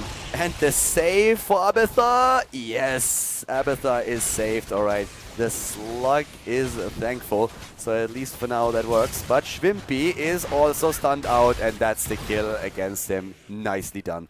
Quarknix and Breeze, they go for the kill together. So of course a couple of heroics that they had to use there. Boss at the top lane is also being attacked, but it's very unlikely that they can move in with this. There is still Sundering available, and the boss is getting leeched. It was a nice attempt by Dignitas to go for boss here, especially as of course through 2-3 heroes were already committed to the bot lane pressure play against Muradin. But still, boss not sneaked away. Fnatic was paying attention to the minimap. It was a very important one at that. So we have 2 kills against 0 now in favor of the team in blue. Keep in mind that this is game number 3, right? So we have like potentially 2 more games, potentially 3 more games, and it's all about how you really make this play right now. We have in this case one team that's going to take the lead here. Thrall already together with Quarknix takes another camp on the map, and we have with the Tribute and the Curse Tribute at that, the rotation happening. Schwimpy with the Stormbolt, Bakery is going to go for the channel, at least trying to. Breeze with the shield, Claire can zone him out, and here comes the Hammer Falstad first of all. The copy already on Thrall, they're trying to zone again. Can they get the Curse here? They're moving in for the potential kill. Snitch gets the Divine Palm, Leap as the initiation, they jump in, Sundering used, and they go straight for that kill. The copy on Thrall is nearly expired, so that will die any second now, dropping one body in the battle. But we have now solid attack against, of course, Dignitas, but with Bakery healing everybody out. This is looking very solid for them right now. A Monk with great healing power in this case, and it looks very much like the Curse is going to hit Fnatic, unless, of course, they can make a play now with that Symbiote on Thrall. Mid lane is still pushing, top lane is pushing. A lead in experience for Fnatic, but it doesn't really help them if they lose that Curse, and it looks very much like they're going to lose the Tribute, and there's another interrupt, but the Stormbolt is hitting Thrall. He's low on mana, and they're going straight in for another potential fight here. Curse is hitting, and it's hitting hard. Abathar has to make sure that he's everywhere on the map now, starting to pressure the lanes back. Gets a bit of soak, but yeah, there's the level 13 talent. It's a few seconds too late, but by now we have the Bombard strain taken. There's also finally the Giant Killer, which is going to make it so much easier for Falstad to take down the hit points of these frontliners that Dignitas is running in this game. Johanna with also more damage with Burning Rage. There's so much melee in this game that leads to saying, hey, if I go for Burning Rage right now, I'm going to get a massive amount of damage out of it, much more than if I go for any other talent. And we have now also Giant Killer used on 13. As I said before, usually Thrall would have gone for the Grace of Air on the level 13, which is another Wind Fury talent. But considering the circumstances here, it makes perfect sense for him to adjust the build a bit, not go for the normal Wind Fury build, but instead go for the Giant Killer to make sure that they have an opportunity to take a few of those hit points down faster. It's actually a very nice bonus, this 1.5% that really adds up. And we have now level 13 talents nearly ready also on the side of Team Dignitas. I love that leap, by the way. Going in with Sonya, using that leap can be great, and if you run this much of a melee-heavy setup, then it's definitely a good one. Yes, Wrath of the Berserker is of course a great talent to take, but they already have the damage, they have the sustain thanks to the shields on Tyrael, and they are really trying to just play and cater to their strengths now. So we have Relentless taken, there's Evasive Fire, Imposing Will, and of course Mystical Spear plus the Thunderstrike now as the remaining talents on the heroes. With that being said, we are running into a situation where in terms of like damage output overall, and also of course when it comes to the healing, we see 15,000 heals on the side of Uther, and we have 35,000 already for Karazhan. With this heavy setup, or this melee heavy setup here, Karazhan and the way that he dishes out healing numbers is of course extremely powerful. Not only the auto attacks, but also every single time he goes here for the Circle of Life, which he will take on level 16, but just uses that Echo of Heaven as well. He's in a very solid position to just get massive amounts of heal out on the map. And for now, we have besides that also, of course, the potential for them to go for one of the bosses. They are still a little bit behind. The Curse actually did a bit of damage, but they're still a level behind. Fnatic, that is. Sorry, Dignitas, that is. Dignitas has now a spot where they have still not taken a kill, by the way, but they have a very solid position on the map in the way that they took down those structures. Can they really take the boss, though? That might be a bit too much. Tyrael with the Sanctification can be nice, but here comes again the Thrall copy. They're starting to move in and keep Quarknix in mind with the Mighty Gust here. They're going for mana. There comes the Mighty Gust, putting them into a corner. Sundering used, and the Divine Palm saving again Sonya. But this fight is not over just yet. In comes the Sanctification. Cypher is moving away. His copy expires. There is still the boss, and Mighty Gust has been used. They're jumping in And here comes Breeze with immediately the Symbiote. They're going for Shrimpy. The boss is still fighting though. Down goes, well, actually jumps away. Mirrodin jumps away and Sonya goes down. They go for the boss and they steal it away. Level 16 talents make it possible. Great play here by Fnatic. They get the boss. They are now nearly 2 levels ahead. And with this, Abathar can move to the top lane and use now the Locust Brute they took on level 13. Additional sustain thanks to the Holy Renewal on Johanna. In the mid lane, we're having Snitch trying to push this back. And of course, Abathar is doing Abathar things at this point. Should probably slap this wall down here. And it's a curse potential here also for them now. The curse should be easily taken. 16 talent now with the Tempest Fury. Boss is still doing damage. And if they go for the tribute right now, they can of course do so much more. Might even aim for the boss up at the top lane. And already Dignitas is trying to destroy the one down here to the bottom. The rest of the team, are they going to move up to the top? Falstad could fly in. Here's the curse already. And now they can simply fly in up to the top. Abathar is already going to push. And it looks very much like that might be happening. They don't go for the middle fort now. And this looks more and more like it's going to be another boss attempt by them. And they have Mighty Gust back in just a second. Dignitas, of course, I mean, these guys are not looking in the map and are thinking like, oh my god, what could they possibly be doing? They, of course, know what's happening here. But they decide to not go for it since they do not have the level 16 talent just yet. So they are trying to just like soak the lanes even more. And yep, there's the attack against the boss. And with the curse, it's going to be very difficult to save these keeps. So Fnatic again with the lead here, 3 kills against 0. And that, especially that Abathar is going to become very dangerous now with those Locust Brutes. So they move in, they take down the first few structures, and they aim straight for the fort. Could have actually destroyed the wall here instead and also taken down the minions, but they're going to get that eventually, since the boss at the top lane is now making its way over. 13 seconds on the curse, and here comes again Fnatic. They're going for Breeze, jumping out. Shrimpy actually on Mirrodin. Breeze moves in. And we have them starting to rotate over again. Now Mene up at the front. Yep, looking strong. Going for the tower again. Dropping the first, dropping the second. Curse is over. Level 16 talents now also for Dignitas, but still Fnatic is moving in. We are having the Holy Ground finally, and also, of course, the Circle of Life Stone Form, bringing so much sustain to Mirrodin. And this particular keep is very likely to fall. The boss actually not going to be able to drop it completely, but Cypher is already hammering in his auto attacks on the Falstad copy. Very well done. Core there. Well, Breeze might be in trouble. There's the Sundering, and Breeze with a Divine Shield is moving away for now. Yeah, uses again his shield there, but nope, they are really going for him now, and they're going to get him eventually. So Johanna is down. It's still a fair trade. Johanna killed, and in exchange you get not only that fort in the middle, but you're also able to drop that keep to the top. That's completely fine for them now. 18, nearly 19 versus 17. We're having 3 kills against 1. Solid position here again for Fnatic on the map. But Dignitas is trying to utilize that advantage that they have with the earlier level. Well, with basically that 5 versus 4. Forza is basically saying just like, yeah, screw you and back off. But 26 seconds until Johanna is back. So here is the attack once again. JPL, Bakery, Snitch, Shrimpy, and Aethera Angel in the mid lane right now. They're moving in again. They're trying to go for it. Maybe with a kill they could make this happen. But already Cypher is in a position where he's trying to just push the rest of the team away. It is an attempt for keep. And with Sylvanas, you can really make these plays. They're trying to go for a kill against Mene. They don't quite get it yet, but they will get that keep now. 19 versus 17. In comes Falstad. Well, the copy at least tries to go for it. A nice stun lock against JPL, even with a Shrink Ray. Quagmix is being attacked. Breeze is once again in the middle of the fight, going instantaneously for that Condemn. They don't have the 20 yet, and there's still Leap available. The move away, Tribute spawning on the map. They're trying to go for it. Here comes the Sundering, and they start to focus straight on Tyrael, and Tyrael is surviving thanks to Divine Palm, which did not trigger, by the way. So he's still very low. Leap engaged. Nice, good Divine Shield here, saving Thrall, was waiting for it. Great move here, actually. And Shrimpy jumping out once again. The chase is real in this one. They're really going for it. Bakery is going to dash away. But yep, instead they're moving up to the Tribute now. Really nice engage there. Both of the teams losing one of their keeps now. Bot lane is still pressured. Falstad is doing... Abathar is doing Abathar things. And those Locust Brutes are really starting to bring the pain. But that Tribute was an easy picking. And level 20 talents, of course, are going to be ready very soon now for Fnatic to give them the Storm talents.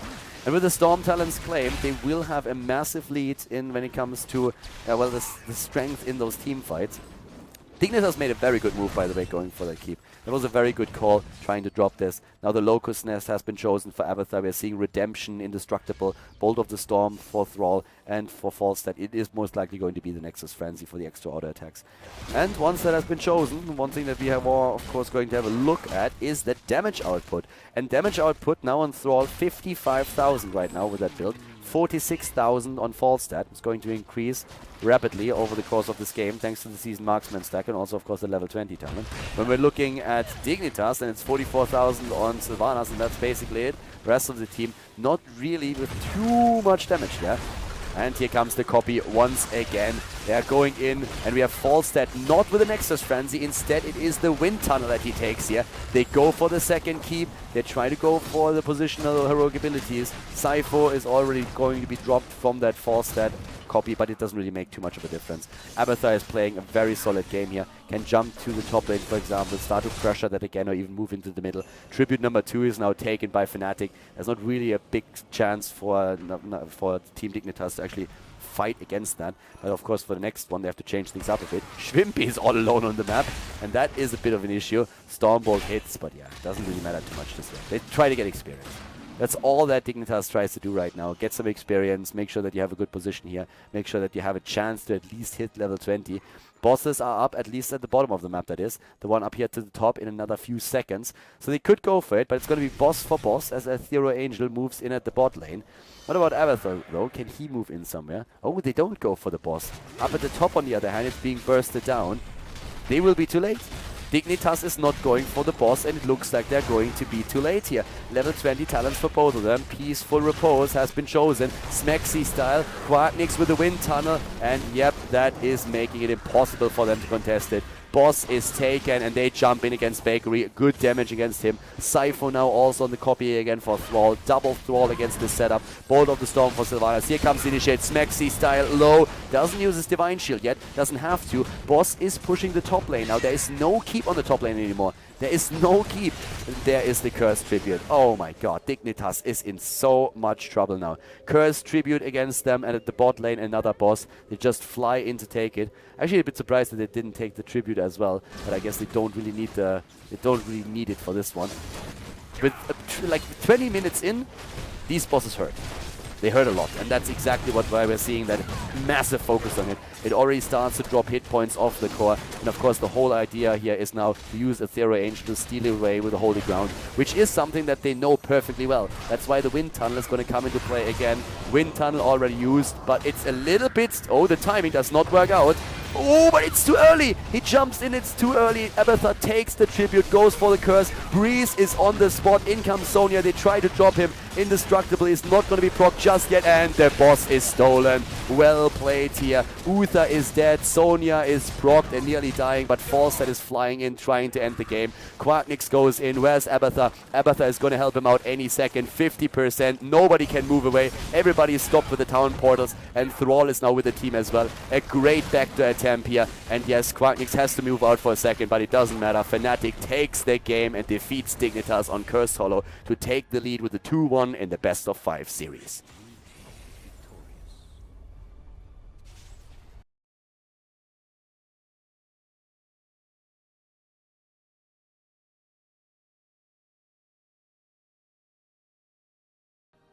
Team Dignitas versus Fnatic. Infernal Shrines could be the last map of this particular best of 5 right now here in the playoffs at the Heroes Battle Arena. TWSX, thanks my friend for the support. Fnatic and Dignitas, yep, and the hype is real, for sure. Thank you so much for your hard work these past days. Hope you get to chill out for a bit soon. Smiley face. Soonish, yeah. We had a lot of streams right now. As I said, this is like 30 hours in a row with like a 5-hour break for a bit of sleep. But either way, we have great games, as I said before, and now we're going into the 4th game between Fnatic and Team Dignitas. ACC banned out. Infernal Shrines is the map, and we have for now Fnatic in the lead with the 2-1, so theoretically they could take down Dignitas in this one. And well, support is definitely real today. CTR Wilson, thank you, bro. Thank you very much for that. Guys, you're awesome. Thanks. Awesome games today and equally great casting. Thanks for the effort. Yeah, we have great games, and we have cool heroes. Chen played earlier. We also saw, of course, in the game before, we saw Rek'Sai even. And now we're having a start again with bans on ETC and Kel'Thas, so Tyrande will be played. It's kind of fun to see Tyrande actually in game, and Muradin's being picked away from her, so it could be an early commitment to a Diablo if Dignitas is really going to try and run this. Fnatic has been able to secure Falsenet and Muradin for themselves. It's Infernal Shrines, and on Infernal Shrines we have of course a very sweet setup once again where Falsenet can just like fly from lane to lane. We see sometimes the Gara on the map. We've seen Vikings played by KF5 several times on this map. It's actually a great map for Vikings if you want to play them here, and it could also lead into another Abathur. Fnatic loves the Abathur play. Dignitas first of all with the Jaina, so if they really want to have that wombo combo potential, they should probably go into Diablo. And yes, as I said, Diablo, it is the case. So we have Team Dignitas with a heavy engage. They're really trying to go for it. Fnatic could play that Tyrael against that. Tyrael would work with a lot of shields. Tassadar is the hero that can work against it if you play a double support, for example. So you can try to use that as well. Somehow always trying to negate that damaged output that Diablo has there. But Tassadar is actually banned out for now. So they don't want to take him, and they don't want to see Dignitas going into that Tyrande and Tassadar support to save Diablo. So now Dignitas is more or less forced to go into a second frontliner, or into a full support that they add to Tyrande, so that they can support a solo Diablo, which is, in my personal book, not really the best choice. I really love Diablo more in a double warrior setup. It's a bit better to keep him alive. It's easier, and it feels more natural. Dignitas at this point now, though, they have to go for a ban as well. They could ban out maybe a Sonya. Uther is also another hero that has not been recognized by the draft yet. So Uther or Sonya could be potential bans. Or that Thrall, of course. I feel one of these three heroes is definitely going to end up banned out by Dignitas. There's of course like the chance that maybe Fnatic is going for an Abathur as well with all of this, but I'm not quite sure if I would really dedicate a ban to this at the point. So it's more something along the lines of going into a ban on Sonya or Thrall, or maybe just like get rid of that Uther altogether. That would of course allow Fnatic to still go into, let's say, a Charism to go for the support for one of the melee assassins, or a Rhaegar, which again in Europe is quite underplayed, so we usually don't see him here. In other regions, that would be one of the early choices if you wanted to go into a melee assassin performance. But Dignitas, they're running down their time pool now, so they really have to make a decision here. They don't have a lot of time to show us what they are trying to get rid of. And, well, this Sonya. Okay, Sonya over Thrall is being banned, so Fnatic can go again for Thrall. They played him a couple of times here already. They played him on Cypher, we've seen him played by Mena. It is the Uther Abathur. It is again Abathur on the map. As I said, Vikings and Abathur are strong on this map. Dignitas didn't want to dedicate a ban to Abathur. I probably wouldn't have done it either, but I love that we have the Abathur in play again, and with the Uther together, they can go into a strong frontliner. They can play Thrall. If Dignitas plays Thrall, then it can go into a Karrigan, for example. It's not like Thrall is the only hero that would suit this. And Dignitas is going into a Charism. Oh, they go for the double support here. Alright, they could also lead us into that Thrall pick if they really want to have a melee assassin with this together. It's definitely an opportunity for them to do that. There's still Tyrael to consider as well if you want to have a bit more sustain, but with two healers already, maybe Charism played as a bit of a melee assassin here as well, Team Liquid style. That's of course something that they could try and do now too. But yeah, Dignitas, are they going to try to pick that Thrall away, or is it going to be a different setup for them? Johanna for the double tank, okay, I like it. Johanna, Diablo, Charism probably with Iron Fists. Thrall should be dropped for Fnatic now, unless they have really a pretty awesome pocket pick for us that is going to blow us away. Butcher. Falstad Butcher, Navi style, Prague, Road to BlizzCon. Do you guys remember that? Could be played here with an Abathur and an Uther. You have a chance to go for a bit of a Butcher play here if you really wanted to. I would love it. I don't think that we're going to see it, but I would definitely love to see that being played right now. And this series had some really fun heroes, and they're thinking a long amount of time for a Thrall here. I mean, Thrall would be the immediate hero that we jump to, right? I mean, after the last game that we've seen here, Thrall, yeah, fits perfectly. Uther, Abathur, nice support, and it's a Zeratul. Okay, I am okay with the Zeratul as well. It's awesome to see a Zeratul here in play, and he's going to focus on Jaina and Tyrande. Could result into a Frost Armor on level 7 for Jaina. I would actually like that quite a bit. And it could result in Charism going on level 4 into Foresight instead of Overtake if he wants to go for a damage build, which in this case is of course quite likely. Either way, Infernal Shrines, map number 4 between Fnatic and Dignitas. So guys, let's jump in and find out which team is going to take the lead. Oh, well, not the lead in the series. We already know that Fnatic is a bit ahead, but if Dignitas can tie it, or if Fnatic is claiming the victory in the best of 5. Possibly the last map of this best of 5 series, it is Infernal Shrines. Fnatic is currently in the lead with this best of 5 with a 2-1 against Dignitas. Of course, Dignitas has a chance now to tie the series and force the 5th map, but we could also see the 3-1 victory for Fnatic if they are once again successful. To the left side of the map, we currently have Bakery playing Charism here. We are seeing Ethereal Angel on Johanna. JPL is at this point playing Diablo, and Snitch on Jaina. Shrimpy in this case is playing on Tyrande, and to the right side of the map for Fnatic we are having a Zeratul. Breeze first of all on Muradin. We have Sypho on Abathar again, Mena on Falstad, Quacknix on Zeratul, and Uther is played by Smexy style. So a very similar build again on Abathar as we already seen in the last game. On level 1 you go for the talent, going straight for good old survival instincts, and then on 13 and 16 it's usually going for Locust talents as well. The Locust focus, and as you can already tell, a double seasoned marksman now. It's a bit of a different style in the Zeratul builds that we're seeing from the North American scene. Actually, Zeratul is moving in, sees those two and says like, oh yeah, I'm getting out of there immediately. So he dashes away. On level 1 we have the Soul Feast taken on Diablo. We sometimes see Devil's Stew. We actually seen that in the North American meta and also in the Chinese meta.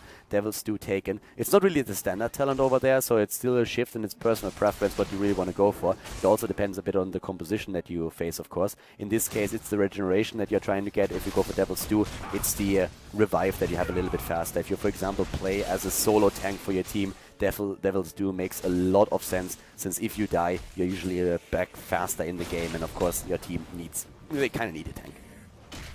We have on Infernal Shrines, one of the things that's really important for the map, of course, is that those Infernal Shrine fights, they usually last pretty long, and this is where Abathar really comes into play. We've been talking a lot about the Lost Vikings on this map as well, but Abathar fulfills a very similar role. Once that those shrines are announced, and that is going to happen any seconds, we are currently having 1:30 in the game, and that's where the first shrine is being announced.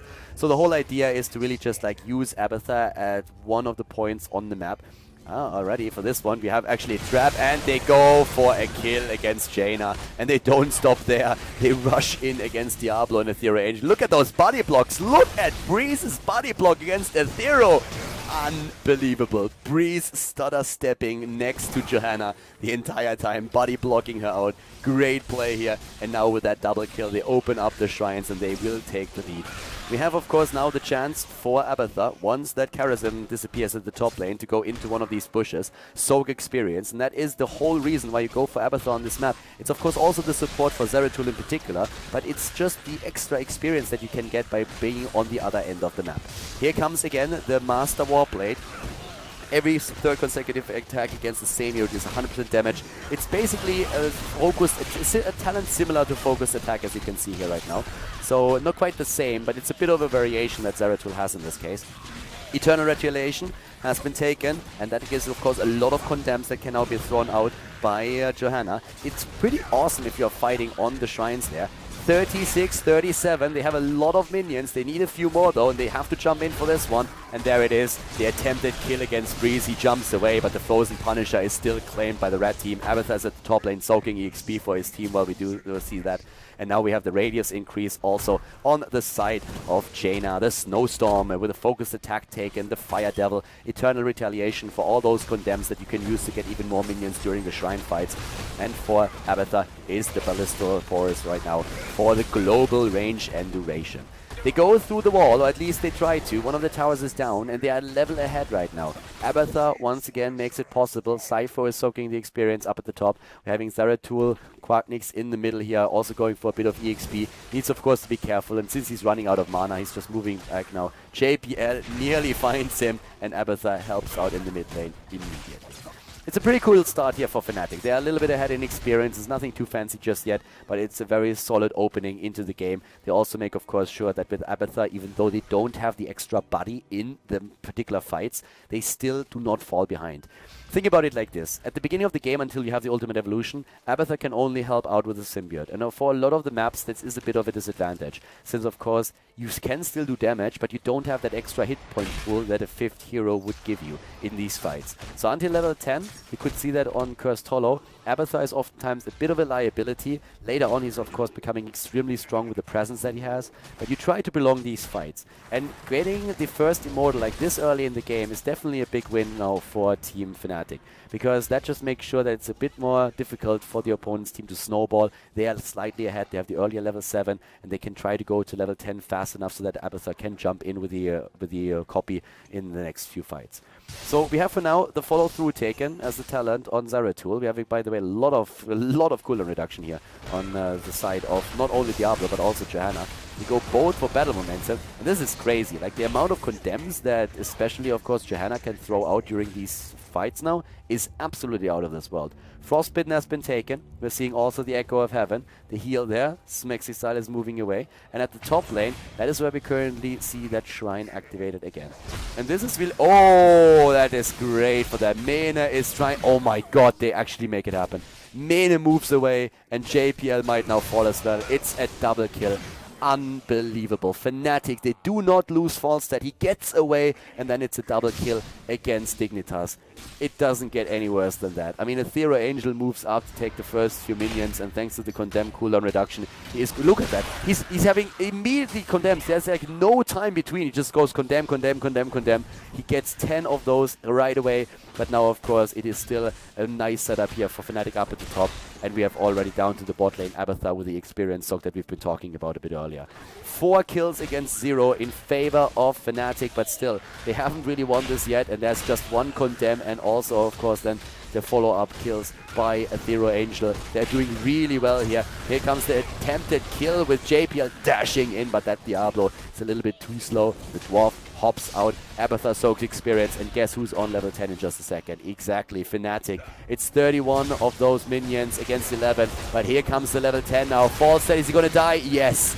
They went in a bit too early. Now they have the 10s, but it might be just a tiny bit too late. Immortal, the Punisher, it is taken. And it is, of course, an Arcane Punisher to make things even worse. But the copy on Zeratul is now starting to move in. But yeah, in this case, it is still the earlier level 10, but it doesn't really help them. They bait the Punisher in there, trying to take him down as fast as they can. The Arcane Sentries are making it very, very difficult. Abathar is back to the bot lane and can now start to push. But of course, here we're having a setup that allows Team Dignitas to get back into experience range. They hit their own level 10 any second right now. It's 4 kills against 1, but that 1 kill against Falstad was very important and at the perfect moment in time. They didn't want to lose the Punisher, and you can't really blame them, but still it lost them also Falstad, and they got pushed in at the top. Level 11 versus level 10. Abathar not moving too far out. He's a bit afraid to really commit to the lane, since he of course doesn't really know where the rest of Team Dignitas is currently positioning themselves. What we have now with the abilities here, Apocalypse taken. It is a more popular talent now. We've already seen it in a Na'Vi game just recently. Apocalypse in those close quarter fights, especially of course when we talk on the battle on those shrines, very powerful. Ring of Frost, Shadowstalk has been used too, and we're seeing the Divine Palm once again with the Blessed Shield on Johanna. Ultimate Evolution, Mighty Gust, and also Void Prison taken next to the Divine Shield. And everybody rotating again with the Shadowstalk towards the camp here. Zeratul at the top lane, not with the team. Mena playing it safe, not using the Mighty Gust, not using it for this camp. We have at the same time Quacknix trying to get a bit of experience and mana back, but he's also on the move back down to the bot lane, where we are having still the position for Dignitas attempting to get more camps on the map. And that's exactly what they're going for right now. So they take another camp here, they go for it right away. Over here in the middle, ooh, yeah, Johanna using the Iron Skin to survive here. But now that we're in the mid game, the setup for Dignitas is definitely a lot stronger than it already was before. So Fnatic, they got early kills, but they still have to be quite careful with this one. Mena, Smexy style, everybody is just rotating again. Quacknix is already up there in position to go for one of the camps, trying to time it with a shrine. And yeah, for a second it looked like on the minimap like Dignitas would try and move in to see if this is happening. But now this is the perfect timing for them to take, first of all, of course, that particular camp, push the lanes even harder. Abathar is moving to the bot lane for the experience, and they can go for the fight and the shrine here. Don't do it just yet. The copy on Abathar is going to be ready very, very soon. So far, they haven't used it yet, but they will any second now. And they go in. Diablo is moving in again. Comes from the top and goes for Breeze. Stun into stun. Mighty Gust is the counter. Breeze hops away. Shadowstalk used. They're going in with a double Zeratul, trying to hit those heroic those abilities. and it is Diablo that they focus on for just a second. Everybody else is in the backline. No Apocalypse used yet, and no Ring of Frost. Void Prism is still ready as well. Again, Zeratul in the backline. Look at Jaina, very low here. Snitch is losing a lot of hit points, but we have a massive amount of minions captured by Dignitas. And they get another Punisher here. Level 13 talents any second now, but it is a tiny bit too late for them at this point. And here comes once again the move with the Punisher, thanks to Dignitas claiming all those AoE spells. Especially Johanna with that build that they're using here is of course incredibly powerful. It's just condemn after condemn after condemn by a Thera Angel. Here comes Quacknix once again starting to move in. And yeah, let's see how exactly they're going to play this right now. So at this point, we have the 13 talents in play, and let's take a look at those as the Punisher is starting to make its way in. As already expected, the Bombard Strain has been used. They're seeing Giant Killer. Ooh, the potential kill. Not happening. Blink away. It's actually kind of interesting to see how many of these deadly Diablo comms Fnatic was able to dodge. But they are really struggling with those Immortals, with the Punishers. That's one of the biggest problems that they have right now. They're doing really well on the map, especially in those fights, but they have a huge problem going for these particular Punishers because there's just so much AoE on the opponent's setup. Of course, now that we have the level 13 talent, Sypho's pushing power is getting stronger and stronger, and the 16 talent is going to help with that. Tyrande is throwing out owls all over the map to find out where Abathar is positioned and trying to kill him. Talking about killing stuff, Quacknix again in trouble. Bakery jumps in, and the Apocalypse has been used, but they save everybody. Even Quacknix survives, gets away on his Zeratul. They had to commit a few of the heroic abilities to this, but it's all looking still good. Even on Uther, we have now no Shrink Ray taken, but instead it is the Spell Shield to make sure that a lot of these spells are just like survived, especially of course when we talk Jaina burst damage again. We have on level 13 now Firestorm taken. We're seeing Burning Rage. Guess who's going to get even more Punishers or even more minions thanks to that? Condemn, condemn, condemn into Burning Rage. Yep, these minions don't stand a chance. Speed taken, Sprint on the side of Tyrande for the repositioning during those fights, and also of course to get away from Zeratul if he dares to jump in. Giant Killer as a level 13 talent, the Wormhole as well, move in, move out. Experience lead for Fnatic is still happening, but they are really, I don't want to say they fall behind or anything, but that gap is definitely closing. Even with Abathar in play, it is very, very tricky right now for them to maintain that lead that they had the entire time. And it's not resulting in a talent lead for any of those important fights. Zeratul is rotating around now. I mean, in the later stage of the game, you can actually use a double Zeratul to also go for a bit of a core backdoor. I don't really believe that this is going to happen anytime soon, but if we end up in a certain scenario in this game, it might become an issue. We already have Abathar at the top lane. I suppose that he could go down. Oh, nice. Forces already the ice block out. Okay, so that worked. Punisher up at the top, and Johanna is going for it. Yep, there we have it. Boom, and goodbye. Taking 9 right away. Are they even going for it? I feel like Fnatic has no chance to even take a Punisher with this setup. They could try Zeratul. Well, first of all, we have Abathar down to the bot lane. They're moving in. 20 of those minions have already been taken. I mean, how do you think you can go into this and suddenly take that? They are 28 as we speak. This is brutal, but they try to go for the backline for the attack. Nice Mighty Gust, and immediately in the good Void Prism, they go deep for the kill, and they get Jaina. And now they focus on the rest of the team. Diablo is being attacked here. Breeze is in the middle. Apocalypse is being used. Doesn't hit anybody. Nobody is hit by that stun either, and they force them back. Bakery in a bit of trouble. It's a very cool setup that we're seeing now for Team Fnatic, and if they get 1 or 2 minions, yes, there it is, the level 16 talent, that will go give them a nice lead here. We have the double bombs taken, Smexy style in trouble, Uther is dropped, but it's also a kill potentially against Diablo. Nope, the Divine Palm saves him for now, but Breeze is still blocking him. The body blocks are insane, the stun happens, but there's the kill against Diablo. He's soon going to be back though. Mighty Gust is being used, Diablo with a trade, and then the bot lane we're still seeing Abathar pushing in, but there's just no way for them to get the Punisher. It's still the exact same problem. How do they get a Punisher? Well, for now they're actually trying to get Johanna, but a Thera Angel is also moving away. Zeratul is on his way now too. Just move back for now, and Abathar, of course, he's pushing and pushing and pushing and pushing. Sypho is doing whatever he can. It's another Arcane Punisher. This thought that the bot lane is going to fall, but the Punisher is going to do God's work for Team Dignitas, and this is just really tricky right now. It's the biggest problem that Fnatic really has. They have great fights, they have also a lot of pressure, 6 kills against 2, but it's that Punisher that moves in over and over again. They burst it away actually, nobody is following up with it because they don't have the level 16 talent, so it could have been worse I suppose. Doesn't even drop, or could still drop that fort. I mean, even if it does, it doesn't really matter too much. It could have been worse. The fort is dropped, the Punisher is just like, I mean, this thing is brutal. Arcane Punisher, it doesn't get any worse than that. The mid lane has also now been destroyed, so we have 2 forts eliminated. Abathur is still rushing away and is escaping, but we have now 13 versus 13 talents with level 13 Circle of Life, Holy Renewal, Imposing Presence, Northern Exposure, and Shooting Star.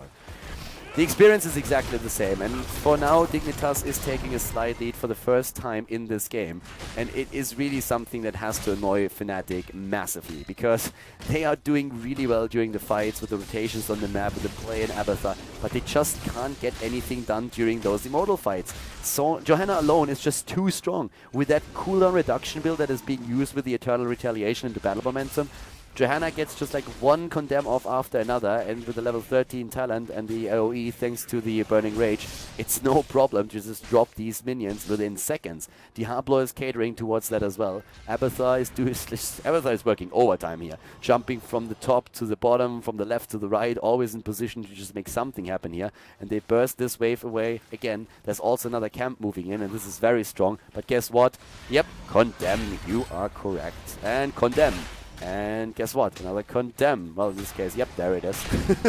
That cooldown reduction is just like zip, zip, zip, and everything is gone.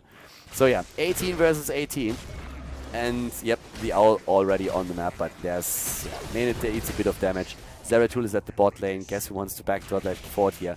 And yeah, they don't even have to reveal him. They can just simply move in. Abathur is going to take care of it. So 1 fort down, and we have once again another shrine on the map.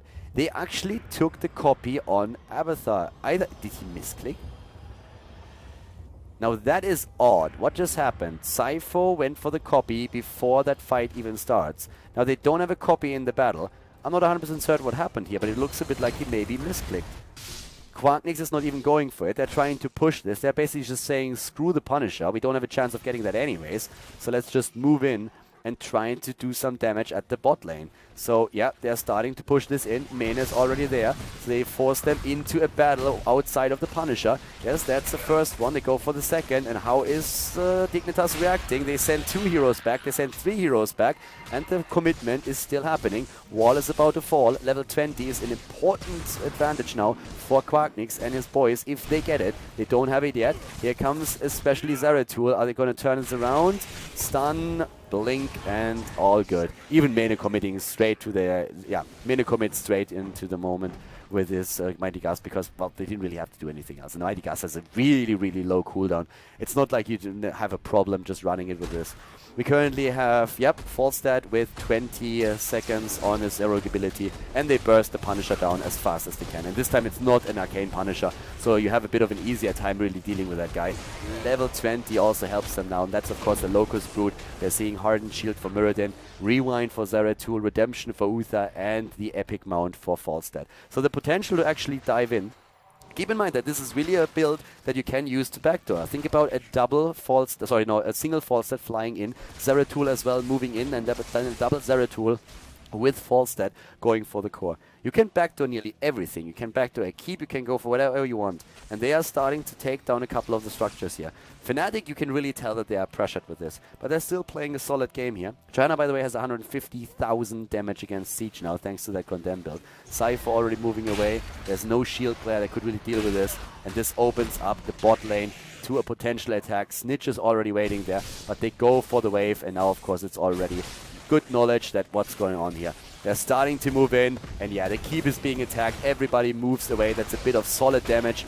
Not enough just yet, but these backdoor attempts, this is something that Fnatic is going to try to do now the entire time. Because they realize that they just don't stand a chance going for the objective. They need to play around the objective. They won't be able to win it. The only thing that they can do is force team fights and take those, because those they actually excel. With 6 kills against 2, they did pretty well here. But they won't be able to go for and fight on one of those shrines. This is just not going to happen. They let the last Punisher go because they realized that very early on And now again we have just like overall 1 hour after another hitting the map. Here comes Breeze and Smexy style again. Punisher has been announced. Abathur's at the top lane, trying to push that in. And yep, he's already sending in the Locust, so he has quite a few of those. Locust Nest as well. And it is going to drop this one eventually. Bit of a trap setup here. And let's see if they can actually go for it. There's a Ethereal Angel at the front. They're not going to go in just yet. Well, the trap has not been sprung. Level 20 talents in just a few seconds for Dignitas. They're attempting to go for the Punisher. I don't really think they can make that happen. They have to fight them first. Outside of it, look at all of those mines, by the way. The toxic nests are everywhere. And here's our other 20s. Diablo with the Lord of Terror. We have the Peaceful Repose taken. Indestructible. And here comes the fight. And they go for Diablo. And goodbye. He's going to be down for 60 seconds. Great play here. This is the chance for Fnatic to maybe make a difference. Nice Mighty Gust into the corner. Ring of Frost doesn't do a thing for Jaina. She is dead, and there's the Peaceful Repose. Shrimpy is most likely not even going to live. Are they going to jump in for this one? No, they're not. Ethereal Angel with another Condemn, but that's a double kill, and they are going down to the bot lane to finish off the keep. They go in for the keep, and they are going to get it. No way this is going to be safe. This is a great move by them. They take the keep, and they could go back, or they could just... Are they going to try and go for core? They could go for core here. They definitely have the damage output to go for the core, and they're apparently thinking about it. Abathur can also jump to the top and just send in another Locust Brood. They go straight for Bakery. Bakery is in a bit of trouble. There comes the stun on the other hand. Stun into stun, and down goes Zeratul. That is the nice move here. Great play by Dignitas. They're able to make that work. Now they rush away. 10 seconds on Diablo. 20 seconds on Jaina, and they could go for the Punisher. I actually don't think they should have gone for the core. I really feel that going for the Punisher would have been a bit better for them. Just taking that and take it from there. But now they're in a situation where they might have to save their heroes somehow, and I don't really see how that's going to work. We have 8 kills against 3. The keep is down, but the Punisher is going to be taken. Already Ethereal Angel is at it. Abathur is taking down the top fort though, so they are starting to really push this lane in as well. Bottom lane is of course pushing hard. But this Punisher is most likely going to take down the bottom keep now as well. And that is a very, very big deal. What kind of Punisher is it actually? It's a Frozen Punisher. Frozen Punisher is now being played. Up to the top lane, more pressure play. That's where we're currently seeing Abathur maybe jumping in again. He has that cooldown ready, so he could actually relocate on the map. They are moving away again. Ooh, Smexy style. Uther. I'm not quite sure what happens there. I guess he buys some time at this point, but yeah, Smexy's on the run. He has redemption, so he's gonna be back. He's just running to the left side, saying like, I'll be back. And they go for Diablo at the same time now though. But Abathur is not moving onto the map. I really feel that Abathur could start pushing... Oh, actually, sorry. He already went back. He was already here and went back now. But this is the push that we've been talking about. Uther is back to business. Redemption makes it possible. Quarknix. Uh-oh. He's locked down. And there is the Divine Shield saving him. The Punisher is nearly dead, by the way. Sypho on the copy for Falstad. Is already dead, but that doesn't really matter too much. I mean, Abathur can still help out. The Punisher jumps in. Keep is very likely to fall, and here comes the snipe against Muradin, and he is dead. Dignitas is not going for core, I feel. I don't think they can. Punisher is frozen quite literally, just stands there. And it looks like Dignitas is trying to go for it. They're trying to go for the core. Abathur is going to do whatever he can to keep this. 3 bodies in the play. And there we have Jaina maybe attacked. Smexy style with a stun. And Jaina is super low. Peaceful Repose already used. Smexy style is on the move back. But he might fall here. He doesn't. Zeratul jumps in. The core is still firing, by the way. Smexy is stunning and is moving away. The core is still alive. Mighty Gus pushing them away. What a defense here by Fnatic. Really well done. It's not over just yet, though. Smexy moving in again. Jaina is down. And they still continue. They have to realize this is not going to happen. Or is it? 80%? It could. They go in again. Where is that Abathur? Oh, are they going to get it? 50% on the core. And Diablo is going to fall any second. And to focus the same target. It's Ethereal Angel, 20%. Shrimpy. Oh, Bakery! Bakery is dead, and 4%. It is the kill. No way. 3% on the core, and they are gonna go cross map. 3% on the core. Fnatic saved it somehow. 3%. Diablo, is he gonna be on his way? JPL, he's still here. He is still here. Falstad. Oh, there we have Quacknix. Quacknix moves in, he sees him, he knows what's going on, and they move straight for him. Are they going to get Diablo? Yeah, they move in, and there's the stun any second now by Uther. Uther with a stun, Diablo, yes, he goes for the Apocalypse, but it doesn't really matter anymore. Goodbye, Diablo, 10 seconds on Jaina. They have to go for the core right now. This is the only chance that they have with 3%. It has to be a backdoor attempt. They have 3 seconds on Jaina. They need to move in. It's the only chance that Fnatic have. They have no opportunity to do anything else. It's core or GG, one of the two. 3%, their save is real. They have 10 seconds until a few of these heroes are back, and they are very likely to actually get this. Here comes the Blizzard. Look at that damage output. Fnatic with the plays. Fnatic with the plays. Johanna is back. 50%. Are they going to make it happen? Void Prison. They go for the Void Prison, and Fnatic, they take it. They take the game. GG, and 3-1 victory for Fnatic. What a finish in the game here at the Heroes Battle Arena. Unbelievable victory for Fnatic against Dignitas. And that, ladies and gentlemen, is GG and the end of another series here on KhaldorTV with Heroes of the Storm. So once again, we have another video finished, and I hope that you enjoyed the commentary and that you liked the game, of course, as well. It was a pleasure casting the match for you.